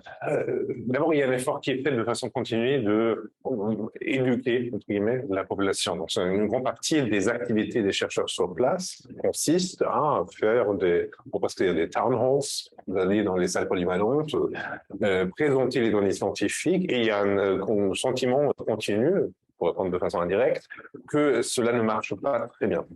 Il y a une sorte de frustration qui est véhiculée à plusieurs reprises que, justement, non, les populations ne sauraient pas bien se préparer, évacuer, déterminer quelle est l'activité volcanique. Et même quelquefois, encore, j'ai vu des témoignages encore plus forts qu'il y aurait des rumeurs qui circulent, il y aurait des fake news, un terme qui a étonnamment apparu de façon assez fréquente dans la description des rapports de ce qui fait la population. Et des gens auraient donc pas seulement des fausses informations, mais des fausses informations activement produites pour aussi délégitimer les scientifiques. Donc on sent un peu une certaine incertitude et insécurité sur ces questions-là, des côtés des scientifiques, malgré le fait qu'il y a un grand effort de communication. Le risque volcanique, c'est le sujet, la thématique la plus communiquée en termes de musées en Martinique.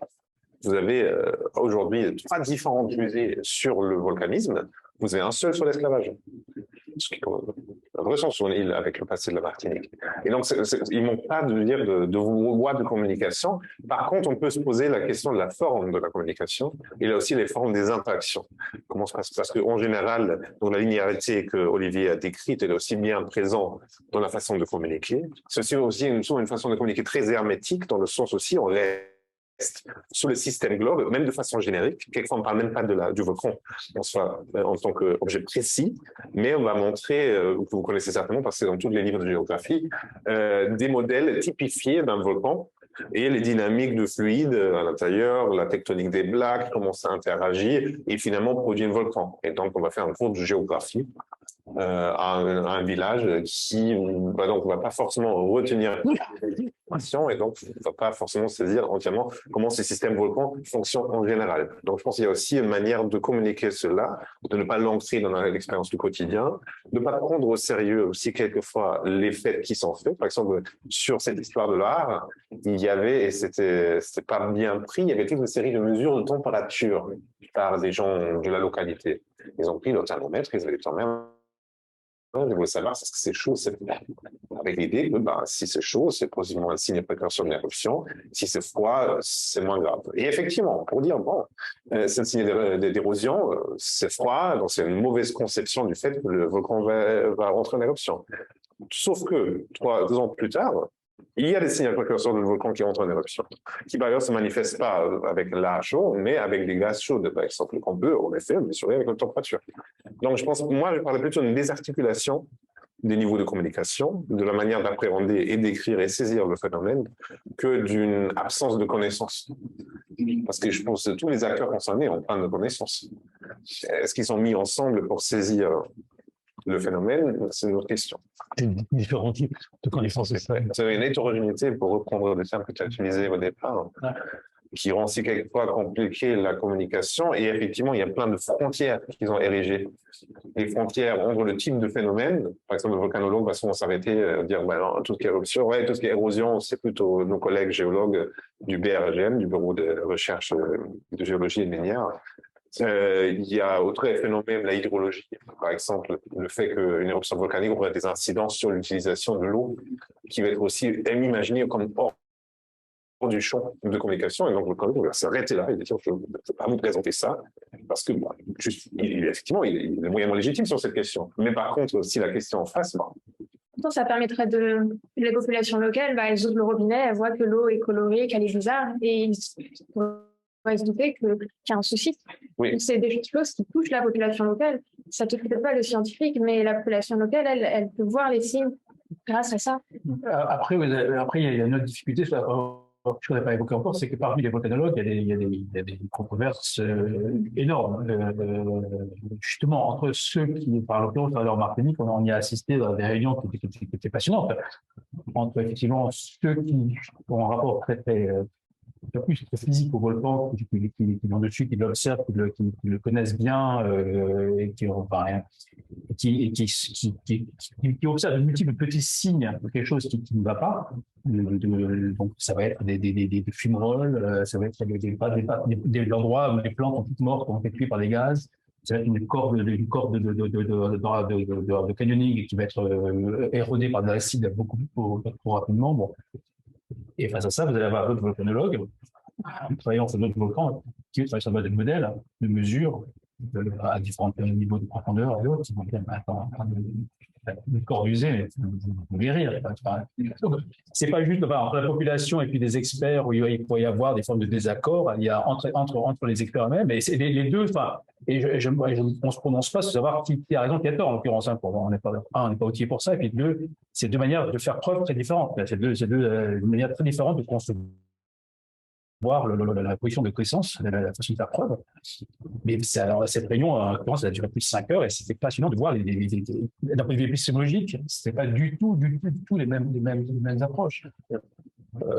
Donc, quand on est effectivement à ce stade-là de controverse, c'est clair qu'on se rend compte qu'il y a une large étendue de façon de produire de la connaissance sur ce volcan, d'essayer d'interpréter des signes, des changements. Mais voilà, c'est ça. Et ça revient à ce que j'ai tout à l'heure. Quand vous avez un modèle, vous avez un expert qui va voir le préfet pour dire ce qui va se passer, ça suppose effectivement qu'il y a un consensus. Et ce consensus, il n'est pas forcément difficile à établir, mais, et nous, dans l'exercice qu'on a fait avec nos étudiants à Sciences Po, on leur a dit, tablons sur le fait que l'expert qui va voir le préfet aura une position relativement soutenue par ses collègues, ses pairs, ce qui est très discutable.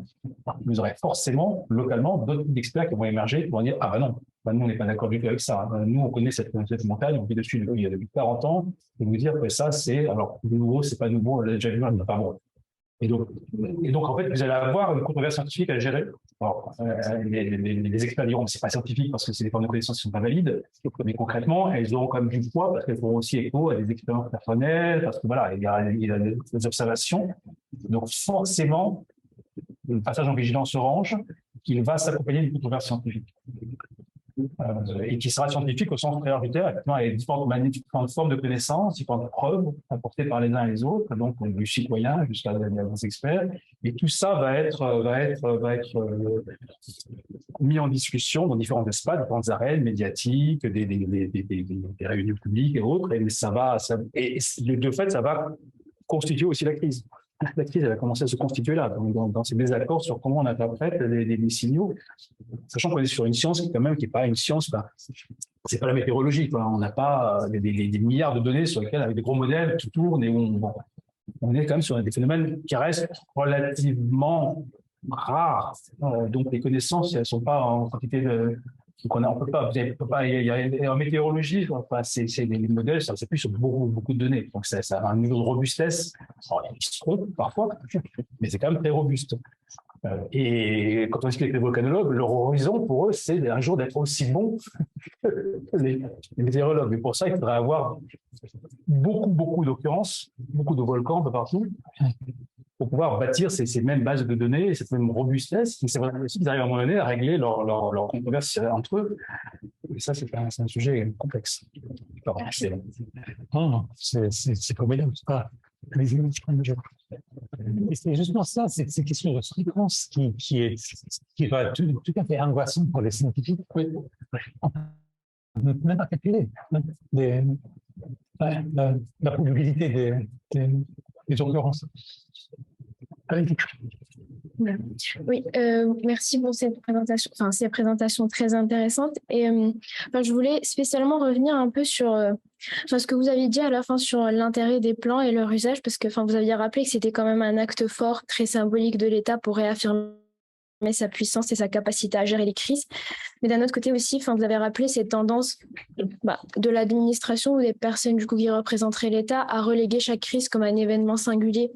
Mais est-ce qu'il n'y a pas là donc un peu une contradiction donc, entre cette volonté de toute puissance qu'on veut montrer que l'État ou l'administration voudrait montrer par sa gestion concrète des crises et le fait que chaque crise en fait, non cette crise-là en fait l'État ne peut pas la gérer, la prochaine je pourrais. Mais est-ce que cette contradiction-là se tiendrait à long terme, surtout quand on va vers un monde où le réchauffement climatique va encore accumuler plusieurs crises? Qu'est-ce que ça dit de l'État, de sa légitimité, de sa fragilité et puis même de la structure de l'organisation? Est-ce que ça ne remet pas en cause aussi les façons de décider avec un centre, les personnes qu'on juge légitimes à décider, le fait que ce soit une décision sur une expertise plutôt qu'une décision politique sur un choix? Qu'est-ce que cette contradiction? Vous avez mis toute la séance, c'est parfait. Excellent. C'est ça, c'est vraiment résumé. Non, vous avez raison, c'est une contradiction.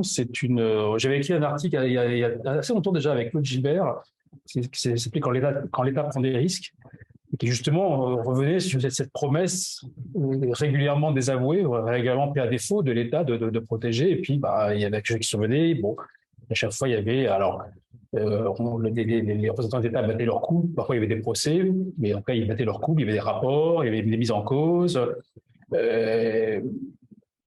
Mais il y avait toujours comme l'idée que l'État aurait pu mieux faire et que l'État fera mieux la prochaine fois. Donc, on ne sortait pas quand même de l'idée que c'était bien à l'État de gérer la crise et que si c'était planté, c'est parce qu'il s'était mal préparé, mais qu'il pouvait mieux s'y prendre. Il n'y avait pas cette idée qui commence à émerger maintenant avec le Covid, mais doucement, que peut-être que l'État ne peut pas tout, peut-être que l'État n'a pas les moyens effectivement de gérer des crises dans leur ensemble.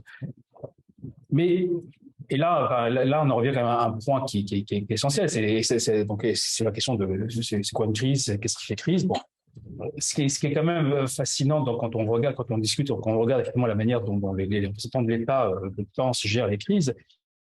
Pour eux, une crise, c'est tout ce qui porte atteinte à l'ordre public.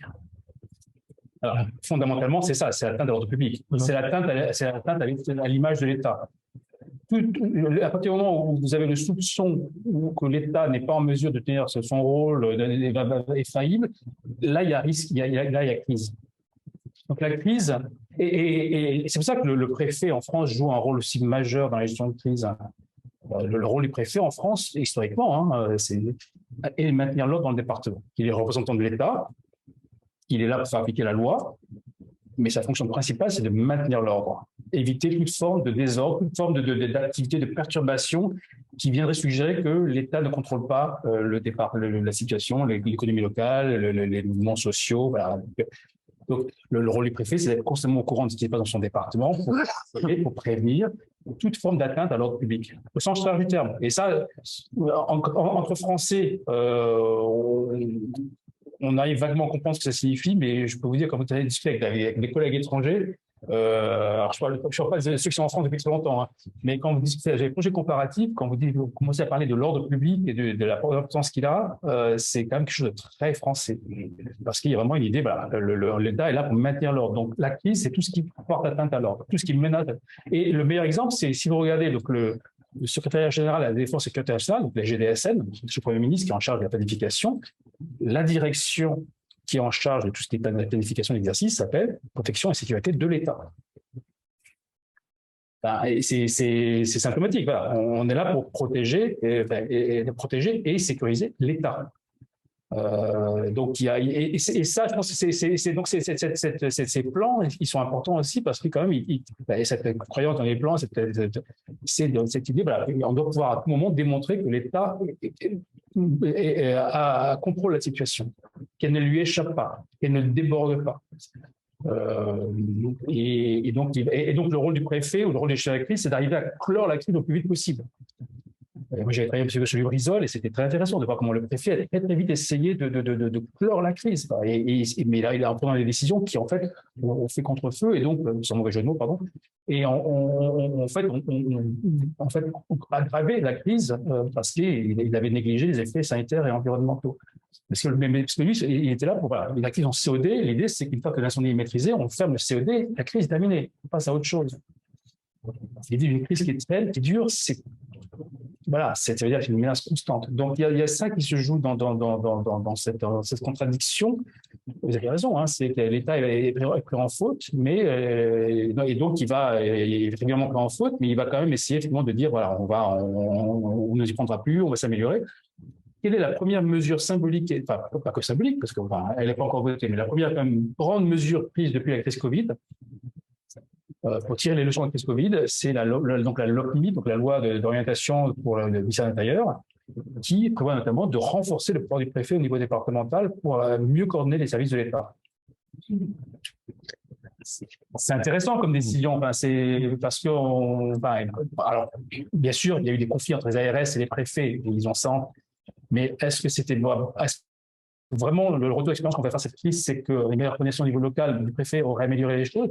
Je ne suis pas certain. Quand on voit ce qu'on fait avec les collectivités locales, les associations, beaucoup de groupes professionnels, ils l'ont fait parce que justement, il y avait une certaine liberté. Et je ne pense pas que en faisant le projet du préfet, on aurait mieux fait ça. Mais voilà, le premier réflexe, c'est de dire l'État sera encore plus fort. Et la prochaine fois, on sera encore mieux coordonné et on s'y prendra mieux. C'est remarquable ce que vous dites. Peut-être c'est ma casquette d'étranger, mais que l'ordre public, même au-delà du bien-être. Oui, bien sûr. Il parle que de ça. C'est vraiment le sujet. Juste. Dans son conscient, les organes de l'État, ou c'est faux? Non, ils en sont conscients au sens, un préfet, il incarne l'État, il incarne l'ordre public. Son rôle est là pour maintenir l'ordre. Alors, je pense qu'il a fait un peu 11 degrés de réflexivité, oui. Ils ne peuvent pas permettre d'avoir une situation qui leur échappe. Ils échappent à leur contrôle. C'est pas possible. Il faut qu'ils puissent à tout moment comprendre ce qui se passe, contrôler, intervenir. Donc c'est quelque chose mais c'est bon, cet élément-là, il a été, enfin, ça fait des décennies. Je trouve que dans le laboratoire que je dirige actuellement, pour quelques semaines encore, avait dans les années 60 justement déjà mis en évidence cette dimension du rôle du préfet, c'est maintenir l'ordre, faire appliquer les lois. Et rien que ça, c'est contradictoire. Parce que faire appliquer les lois, souvent, ça crée des tensions, des conflits. Et donc, quand le préfet doit choisir, et ça c'est un article de 1966 dont je vous parle, quand le préfet doit choisir entre maintenir l'ordre et appliquer la loi, il maintient l'ordre. Et donc, il applique ça à la loi. Ou il s'arrange, ou il prend un rang, mais il ne va surtout pas prendre le risque d'avoir des manifestants devant sa préfecture, un jet de tomates sur le ministre qui est de passage. Tout ça, ce n'est pas possible. Et je termine là-dessus. Les carrières des préfets se sont évaluées par le ministère de l'Intérieur sur la base de remontées, les courriers des élus locaux, la presse locale, donc la façon dont on parle du préfet, sa capacité à bien gérer des crises. C'est ça qui va être à maintenir l'ordre. Un préfet qui a laissé une manifestation se dégénérer, sa carrière prend un gros coup. En revanche, le préfet, par exemple, la préfète de sécurité, qui a géré l'incendie en Gironde, qui a fait un travail remarquable, elle a devant elle une très, très, très belle carrière, parce qu'elle a vraiment réussi à gérer une crise de façon extraordinaire. Et c'est en plus, c'était une femme, ce qui est rare encore préfectoral, et c'est encore très, très, très machiste. Mais elle a, donc voilà, mais leur carrière est basée là-dessus. Donc, c'est pas juste. Donc, à la fois, ils incarnent ça, ils le portent en eux, c'est leur rôle, mais en plus, ils savent aussi qu'ils seront évalués là-dessus pour leur carrière. Et donc, ils veulent finir avec une belle préfecture. Il faut qu'ils arrivent à maintenir l'ordre pendant les 3 ans où ils sont de passage dans le département. C'est une thèse qui explique quelque chose bien au-delà de la gestion de crise. Oui, mais pour revenir à la gestion de crise, justement, aujourd'hui, les préfets sont encore plus avant peur que discuter de gestion de crise. Alors qu'ils n'ont pas forcément reçu la formation adéquate. Ils ont fait une formation, mais qui est, à mon sens, pas suffisante. Et on considère que naturellement, en fait, parce qu'ils ont été sélectionnés. Alors, c'était vrai jusqu'à ce qu'Emmanuel Macron casse le corps des préfets. Donc, ça, justement, c'est la grande inquiétude maintenant, c'est qui va être préfet et comment on fait en sorte d'avoir des préfets qui sont bien. Mais avant ça, le corps des préfets, il y avait cette idée que naturellement, un préfet a l'autorité, a le sang-froid qu'il faut pour gérer des crises. Et voilà. Et alors, les Outre-mer, je ne parle pas. Être préfet d'Outre-mer, et si ça, c'est un booster de votre carrière, parce que gérer une crise en Outre-mer, ça n'a rien à voir avec gérer une crise en métropole. Et c'est là où on voit vraiment vos vrais talents de décideurs. Parce que notamment, les enjeux de l'ordre public sont encore bien plus grands. Comme ils disaient eux-mêmes, en Martinique, en Guadeloupe, vous avez un problème, il faut 48 heures pour envoyer les CRS. Donc déjà, ça vous donne une idée de comment on parle de crise. Hein. Donc déjà, voilà. Et ça, c'est un verbatim que j'ai pas dans un préfet. Voilà. Il faut, en métropole, il faut 1 heure ou 2 pour envoyer les CRS quelque part. En Martinique, en Guadeloupe, il faut peut-être 48 heures, 24 heures si on se débrouille bien.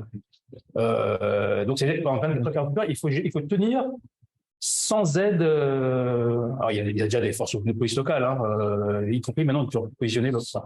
Mais c'était comme ça l'idée. Voilà, il faut savoir tenir le département pendant 48 heures sans intervention de l'extérieur de la police. Donc, ce qui vous donne bien l'idée que la crise, c'est l'ordre. Et il faut arriver à maintenir la situation sous contrôle. Il y avait une autre question dans le plan.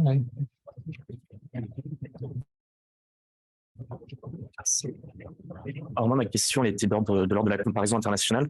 Et est-ce qu'on retrouve ces mêmes dynamiques de plans symboliques et enfin tout ce que vous avez expliqué dans d'autres pays? Par exemple, si on prend le cas du Japon, auquel on pense souvent dans tout ce qui est risque sismique, volcanique, et puisqu'en plus dans le cas du Japon, c'est l'ensemble du territoire qui est concerné, et pas enfin c'est pas juste, et pas contrairement à la France, c'est uniquement l'outre-mer et pas la métropole. Est-ce qu'on retrouve donc les mêmes dynamiques ou justement cette modification avec l'ensemble du territoire, est-ce que ça pourrait impliquer un plus grand investissement du pouvoir public ou Je ne peux pas forcément répondre pour le Japon, j'imagine que toi tu connais mieux, mais pour les espaces britanniques, justement des espaces postcoloniaux qui ont des statuts variables. Il y a des espaces comme Montserrat qui restent encore attachés à la couronne et d'autres qui ont des statuts, il y a différents statuts dans le Commonwealth.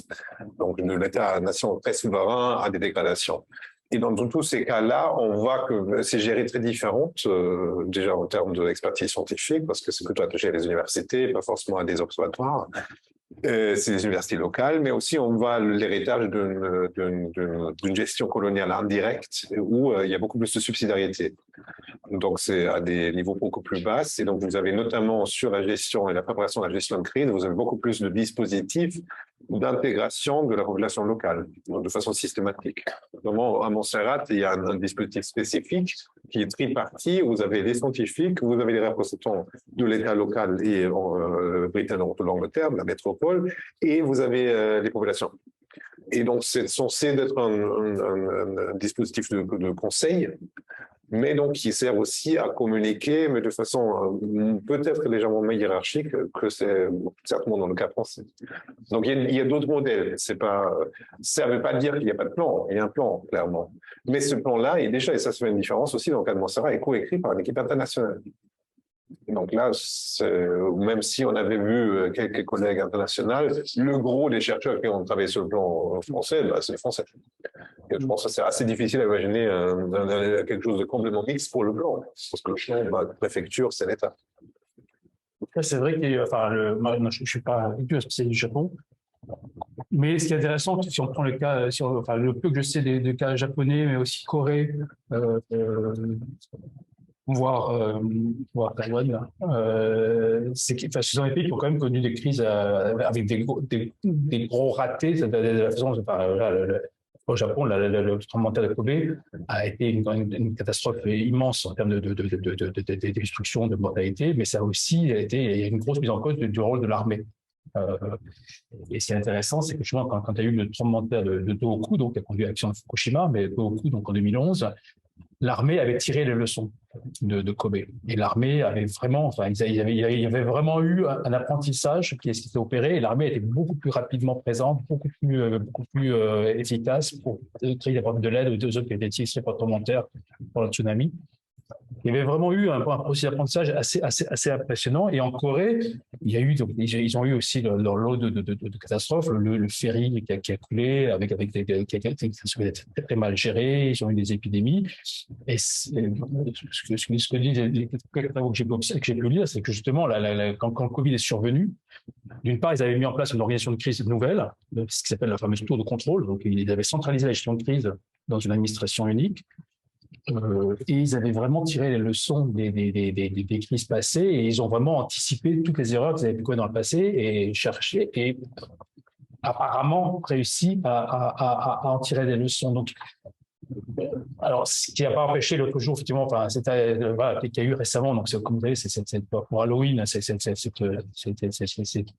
gens qui ont été écrasés. Mais ce qui est intéressant, c'est un truc qu'on ne verra jamais en France. Le ministre de l'Intérieur qui va à la télévision en Corée et qui s'excuse. Je m'imagine en France, Gérald Darmanin aller s'excuser après ce qui s'est passé au Stade de France. Il a immédiatement envoyé la faute sur les Anglais, mais voilà. Donc, parce que l'État, ça c'est très français, l'État ne peut pas faillir. Mais en France, l'État ne peut pas échouer, c'est pas possible. Enfin, alors que le Japon, il y avait eu sûrement, alors, je pense qu'ils avaient tiré les leçons, mais tout de suite, il s'est excusé, il y a eu une commission d'enquête, bon voilà, mais il y a eu une idée, voilà, on sait. Mais il y a un processus d'apprentissage qui s'est mis en place. Et moi, sur le Covid, c'est vrai que je travaille actuellement sur le cas de la Suède. Et c'est très intéressant aussi de voir comment, en Suède, il y a eu tout un processus d'apprentissage depuis des années qui a conduit effectivement à une gestion de crise qui, elle, était beaucoup plus, dès le départ, alignée sur les plans prévus à cet effet. Les plans, les procédures, tout a été activé. Là où d'autres pays comme la France ont choisi au contraire d'innover ou d'improviser, la Suède, elle, a appliqué des plans et procédures qui avaient été établis après des crises antérieures qui avaient été très, très mal gérées. Donc, ce qui est intéressant, c'est de voir qu'il y a des pays dans lesquels il y a des processus d'apprentissage qui existent. Ils ne sont pas parfaits, mais dans lesquels on arrive à tirer des leçons. Et puis ceux dans lesquels, comme la France, justement, on a beaucoup de mal à apprendre. Mais quelles sont les raisons justement qu'en France on a ces difficultés d'apprentissage? Il y a plein de raisons différentes. Une des raisons, déjà, ce qui est apparu très clairement avec le Covid, c'est que un tout retour d'expérience sur la manière dont la crise était gérée au niveau central est impossible parce qu'en fait, il y a tellement de procès en cours que ça va forcément interférer avec les procès et qu'on ne peut pas, effectivement, donc il y a une volonté de ne pas revenir sur cet événement qui avec le risque de mettre en lumière des erreurs ou des décisions qui pourraient ensuite alimenter les procès. Donc il y a une dimension judiciaire qui, en France, est un des freins à l'apprentissage. On ne peut pas prendre le risque, effectivement, alors que d'autres pays, enfin, là, je suis sur la Suède, en Suède, les hauts fonctionnaires qui ont pris les décisions ne peuvent pas être suivis en justice pour les décisions qu'ils ont prises dans le cadre de leur fonction. C'est pas possible. Alors, il y a des Suédois qui disent c'est pas normal, il faudrait les tenir pour responsables et tout. C'est un débat qui se comprend, mais je leur dis à chaque fois, je dis okay, en France, nous on tient pour responsables et du coup ça empêche le processus de toute transparence parce que finalement on évite les retours d'expérience, on évite les enquêtes, on ne laisse pas de traces écrites. Donc, beaucoup de hauts fonctionnaires n'ont pas laissé de traces écrites de ce qui se faisait parce qu'effectivement, faut éviter les risques de recours. Donc, ça c'est un des freins. Il y en a d'autres, hein, mais ça c'est un des freins importants, je trouve. Donc, aussi la centralisation. La centralisation, ils ont vu une telle personne de la fonction de crise, oui. Responsabilité individuelle. Oui. Et aussi le fait qu'il n'y a pas d'élément de subsidiarité, parce que, in fine, toute décision, c'est le président de la République. Le préfet, bien sûr, mais justement, il peut limoger un préfet. Mais l'argument qui est donné quand je pose la question de savoir pourquoi est-ce qu'il n'y aura pas de retour d'expérience en France de la gestion de la crise au niveau de la centrale, c'est qu'il est inimaginable mener un travail qui reviendrait à mettre en cause les décisions prises par Emmanuel Macron. Donc, mais voilà, mais non pas Emmanuel Macron, l'homme, mais le président de la République, en sortant de l'État. Donc l'idée d'une faillite est inimaginable, mais c'est au sens premier du terme. Donc ça aussi, donc il y a plusieurs grandes crises sur lesquelles il n'y a pas eu de retour d'expérience. Irma, il y a eu un retour d'expérience qui est assez confidentiel. Mais en revanche, on fait des retours d'expérience sur les exercices, mais pas sur les crises. Très rarement, pas suffisamment. Et aussi souvent secret. Et c'est souvent c'est secret. Il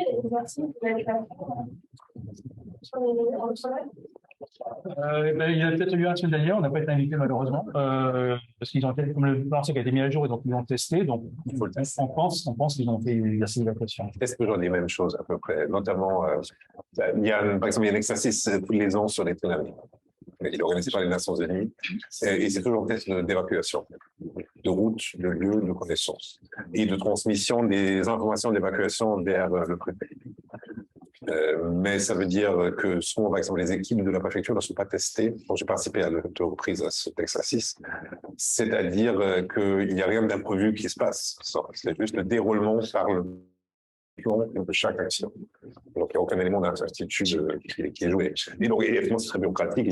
L'exercice, c'est assez étonnant parce qu'on imagine l'exercice, les gens dans cette salle de crise qui sont un peu nerveux, qui sortent de pièce à pièce, c'est avant tout remplir des formulaires. Donc, il y a un certain nombre de fiches et donc on va les remplir à différentes étapes pour donc rendre compte de ce qui s'est passé, est-ce que c'est un succès ou pas. Et après, donc, on va tester les appareils techniques aussi. Est-ce que le téléphone fonctionne? Est-ce que c'est possible que le directeur de tel ou tel local arrive à joindre le directeur de l'académie, le recteur de l'académie? Donc, c'est très limité, c'est très safe. Donc, on ne va pas prendre des risques. C'est une fonction aussi rassurante, c'est une fonction d'information, parce qu'il s'agit d'entraîner les gens pour qu'ils connaissent bien les plans et les dispositifs, voilà, quel rôle tenir. Mais il y a aussi une fonction un peu rassurante, y compris justement le fait, pareil, pour l'exercice nucléaire, ils rentrent en salle, la chose, c'est de l'ordinateur, ils se mettent à remplir effectivement. Il y a l'idée que par ce biais-là, ça va permettre de faire retomber la pression et qu'ils ne comptent pas, quand il y aura une vraie crise, ils auront tout de suite des choses à faire, des formulaires à remplir, des coups de fil à passer, des informations à chercher, etc. et tout, qui vont les canaliser, qui vont éviter une panique, du stress. Ces exercices ont aussi vocation un petit peu à créer ce type de réflexe qui, ensuite, dans la crise, permettront effectivement de pas tout de suite partir en vrille. Mais c'est vrai qu'il n'y a jamais d'éléments d'imprévu. Jamais d'imprévu pour un exercice. C'est très routinisé. Donc, par exemple, en Martinique, c'est chaque fois déclenché qu'on sait que justement le recteur de l'académie est disponible. Donc, ils vont déplacer le début de l'exercice parce que, en plus, on fait ça chaque année. Tu vois, donc, c'est déjà une grande routine. Tout le monde se connaît. Ouais. Oui, je me sers du micro. Okay. J'aurais juste trois petites questions. La première, c'est un peu du détail, mais à un moment, vous avez dit que depuis quelques années, la préparation de gestion de crise était devenue un secteur de l'action publique en tant que tel avec plus de financement. Et du coup, je me demandais depuis quand et est-ce qu'il y avait eu un fait marquant en fait pour que ça devienne un secteur d'investissement plus important. Et ensuite, c'était dans le deuxième exposé où vous expliquiez que les plans, ça servait à l'État, ça lui servait de montrer qu'il était en capacité de prendre un risque, de le gérer. Ça avait une fonction symbolique, mais du coup, est-ce que ça ne peut pas être contre-productif dans le sens où, du coup, on se dit, OK, il y a tel risque, telle catastrophe, on fait un plan, une fois qu'on l'a fait, ça veut dire qu'on a, quelque part, on a coché la case de c'est bon, on y est préparé et ça va pas remplacer finalement la préparation interne, juste la préparation à faire face à l'imprévu. Et ma dernière question, c'est plus sur le premier exposé, c'était parce que à un moment vous mentionniez le fait que avec la centralisation, avec la centralisation, les données qui étaient prises en Outre-mer, elles étaient renvoyées à Paris et tout. Et je me demandais si aujourd'hui, du coup, est-ce qu'il y avait plutôt quelles étaient les dynamiques? Est-ce qu'aujourd'hui, on a encore vraiment que ce soit en Outre-mer ou alors dans les autres pays, est-ce qu'on a vraiment des localités qui sont un peu dépossédées de leurs moyens de connaissance et de production de plans d'action ou de solutions telles quelles, ou est-ce que vraiment on plaque un peu je pensais notamment au plaquage, à la stratégie d'incendie contre les feux de forêt, où en France on l'exporte dans pas mal de pays, et je pense qu'on l'adapte, hein, mais c'est un peu cette dynamique-là où je me demandais si, du coup, dans les Outre-mer, surtout que c'est des risques qui sont spécifiques à ces zones-là, est-ce qu'on avait inversé la tendance ou pas, quoi. Merci. Sur la première question, j'avais avec une ancienne doctorante qui est maintenant prof aux Pays-Bas, l'idée Cabane, on avait fait un article, un chapitre dans un ouvrage il y a quelques années qui s'appelait States of Crisis, et qui justement essayait un petit peu de décrire un peu l'émergence de ce secteur d'action publique en Amérique du Nord et en Europe. Donc en gros, c'est le début des années 2000. C'est à la fois c'est la conjonction, je dirais, de plusieurs grandes catastrophes ou crises, donc à la fois les attentats du 11 septembre, AZF, les inondations dans l'est de l'Europe, des tempêtes, la canicule. Il y a entre 99 et 2003, on va dire, SARS ou SRAS, je sais il y a une série de crises qui viennent mettre en difficulté les États. Qui viennent aussi montrer les limites de tout ce qui a été mis en place avant comme dispositif de gestion de risques. Les États avaient beaucoup investi dans la gestion des risques, avec l'idée que mieux on connaît les risques, mieux on peut se prémunir contre eux et mieux on peut effectivement éviter qu'ils surviennent. Et puis finalement, malgré cet investissement, des crises sont survenues, qui n'avaient pas été anticipées, et qui ont tout déstabilisé. Donc on voit, donc les premières lois, c'est 2003-2004, en France, en Allemagne, en Angleterre, les premières grandes lois sur la préparation de gestion de crise. Et puis à partir de là, on a un secteur qui va progressivement se développer, donc s'équiper avec des organisations, avec des plans, des procédures, des protocoles, etc., etc. Et puis aussi des professionnels, tout un ensemble de différents professionnels de la crise qui vont venir alimenter, former cet ensemble, qui vont donc nourrir et en même temps nourrir un discours. C'est ce que les Bigot appellent les experts in unease management. Tu vois, l'expression, j'adore cette expression, souvent en anglais. Donc, tous ces experts, effectivement, je ne sais pas comment c'est en français, j'arrive jamais à la traduction française, mais c'est pas inquiétude. Non, oui, l'inquiétude. C'est ces experts effectivement qui maintiennent ces idées qu'on vit dans un monde qui est menaçant, instable, dangereux à tout moment, ça va partir de n'importe où. Voilà. Donc, et c'est exactement ça. Donc, on a ces professionnels qui. Donc, Lily Cabane, je crois, un chapitre, elle avec sa thèse sur le disaster management en Afrique du Sud et montrant comment, effectivement, tous les experts qui avaient investi ce champ étaient des gens qui, auparavant, étaient très impliqués dans le régime d'apartheid, l'armée, la police, et qui, avec la fin de l'apartheid, avait dû se recycler. Donc, c'était recyclé dans la gestion des désastres, des catastrophes. En Europe, on a la même chose en Amérique du Nord aussi, avec les experts en guerre froide, qui, en 1989, doivent se recycler. Il y a eu un très joli travail là-dessus. J'ai oublié le nom de l'auteur à l'instant, mais de professeur américaine. Mais voilà, donc on a à la fois un champ, on a des experts qui essaient, ça ne cesse de grossir, et ça ne cesse de se développer, les KFA.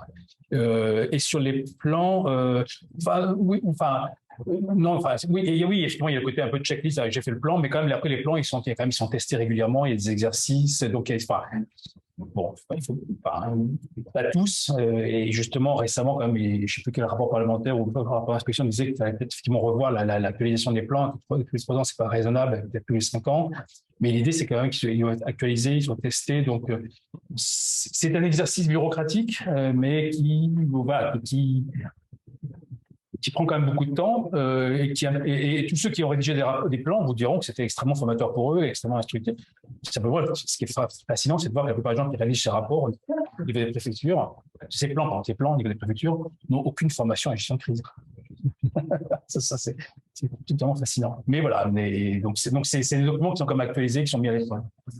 Mais du coup, comment est-ce que tu vas rédiger les plans? Pardon? Comment est-ce que tu vas rédiger les plans?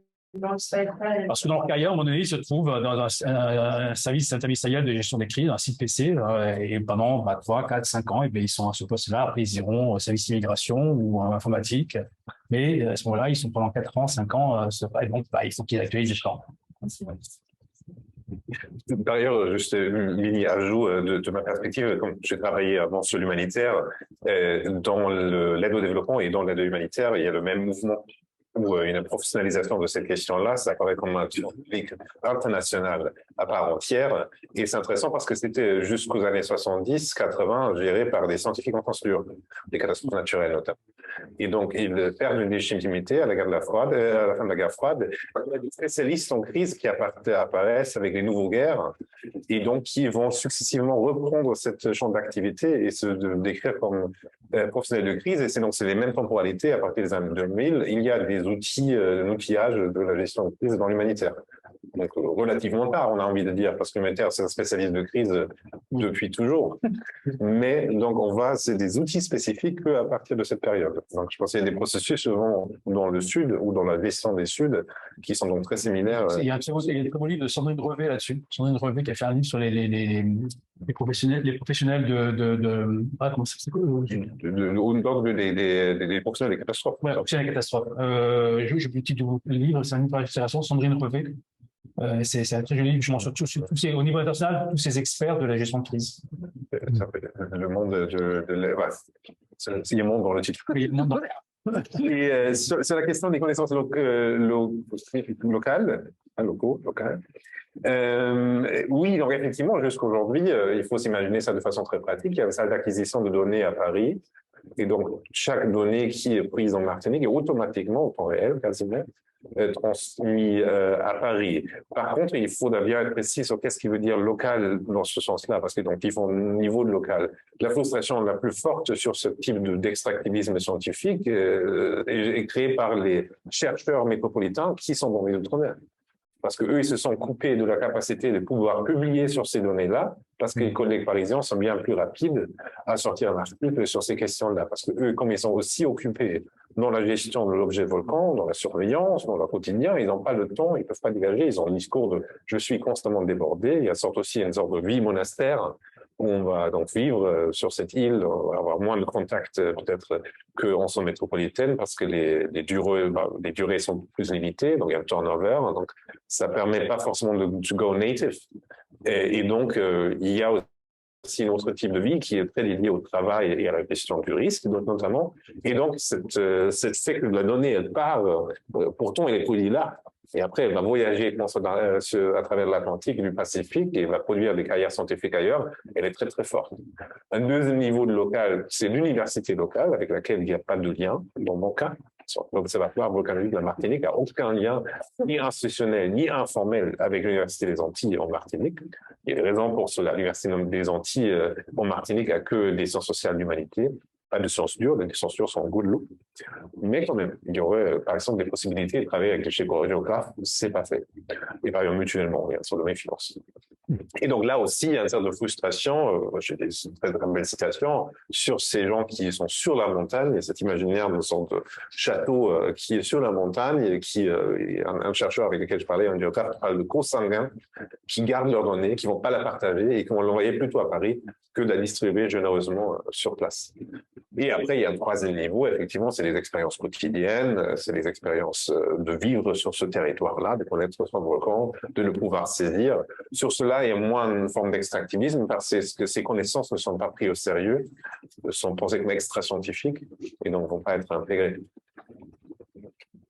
Mais pour dire oui, on est encore à ce point-là, j'aurais envie de dire on est encore plus à ce point-là qu'avant, parce qu'aujourd'hui, l'observatoire est une petite chambre de contrôle dans ce système global de surveillance volcanique. Donc ces données ne vont pas seulement voyager justement à Paris, mais donc les Allemands que j'ai mentionnés dans mon exposé, ils vont les utiliser, les Américains. Il y a un système de surveillance globale qui a donc ces petits relais partout dans le monde qui automatiquement mettent à jour les informations. Et donc, on peut parfaitement travailler sur la Martinique sans avoir seulement ni une seule fois mis le pied sur cette île.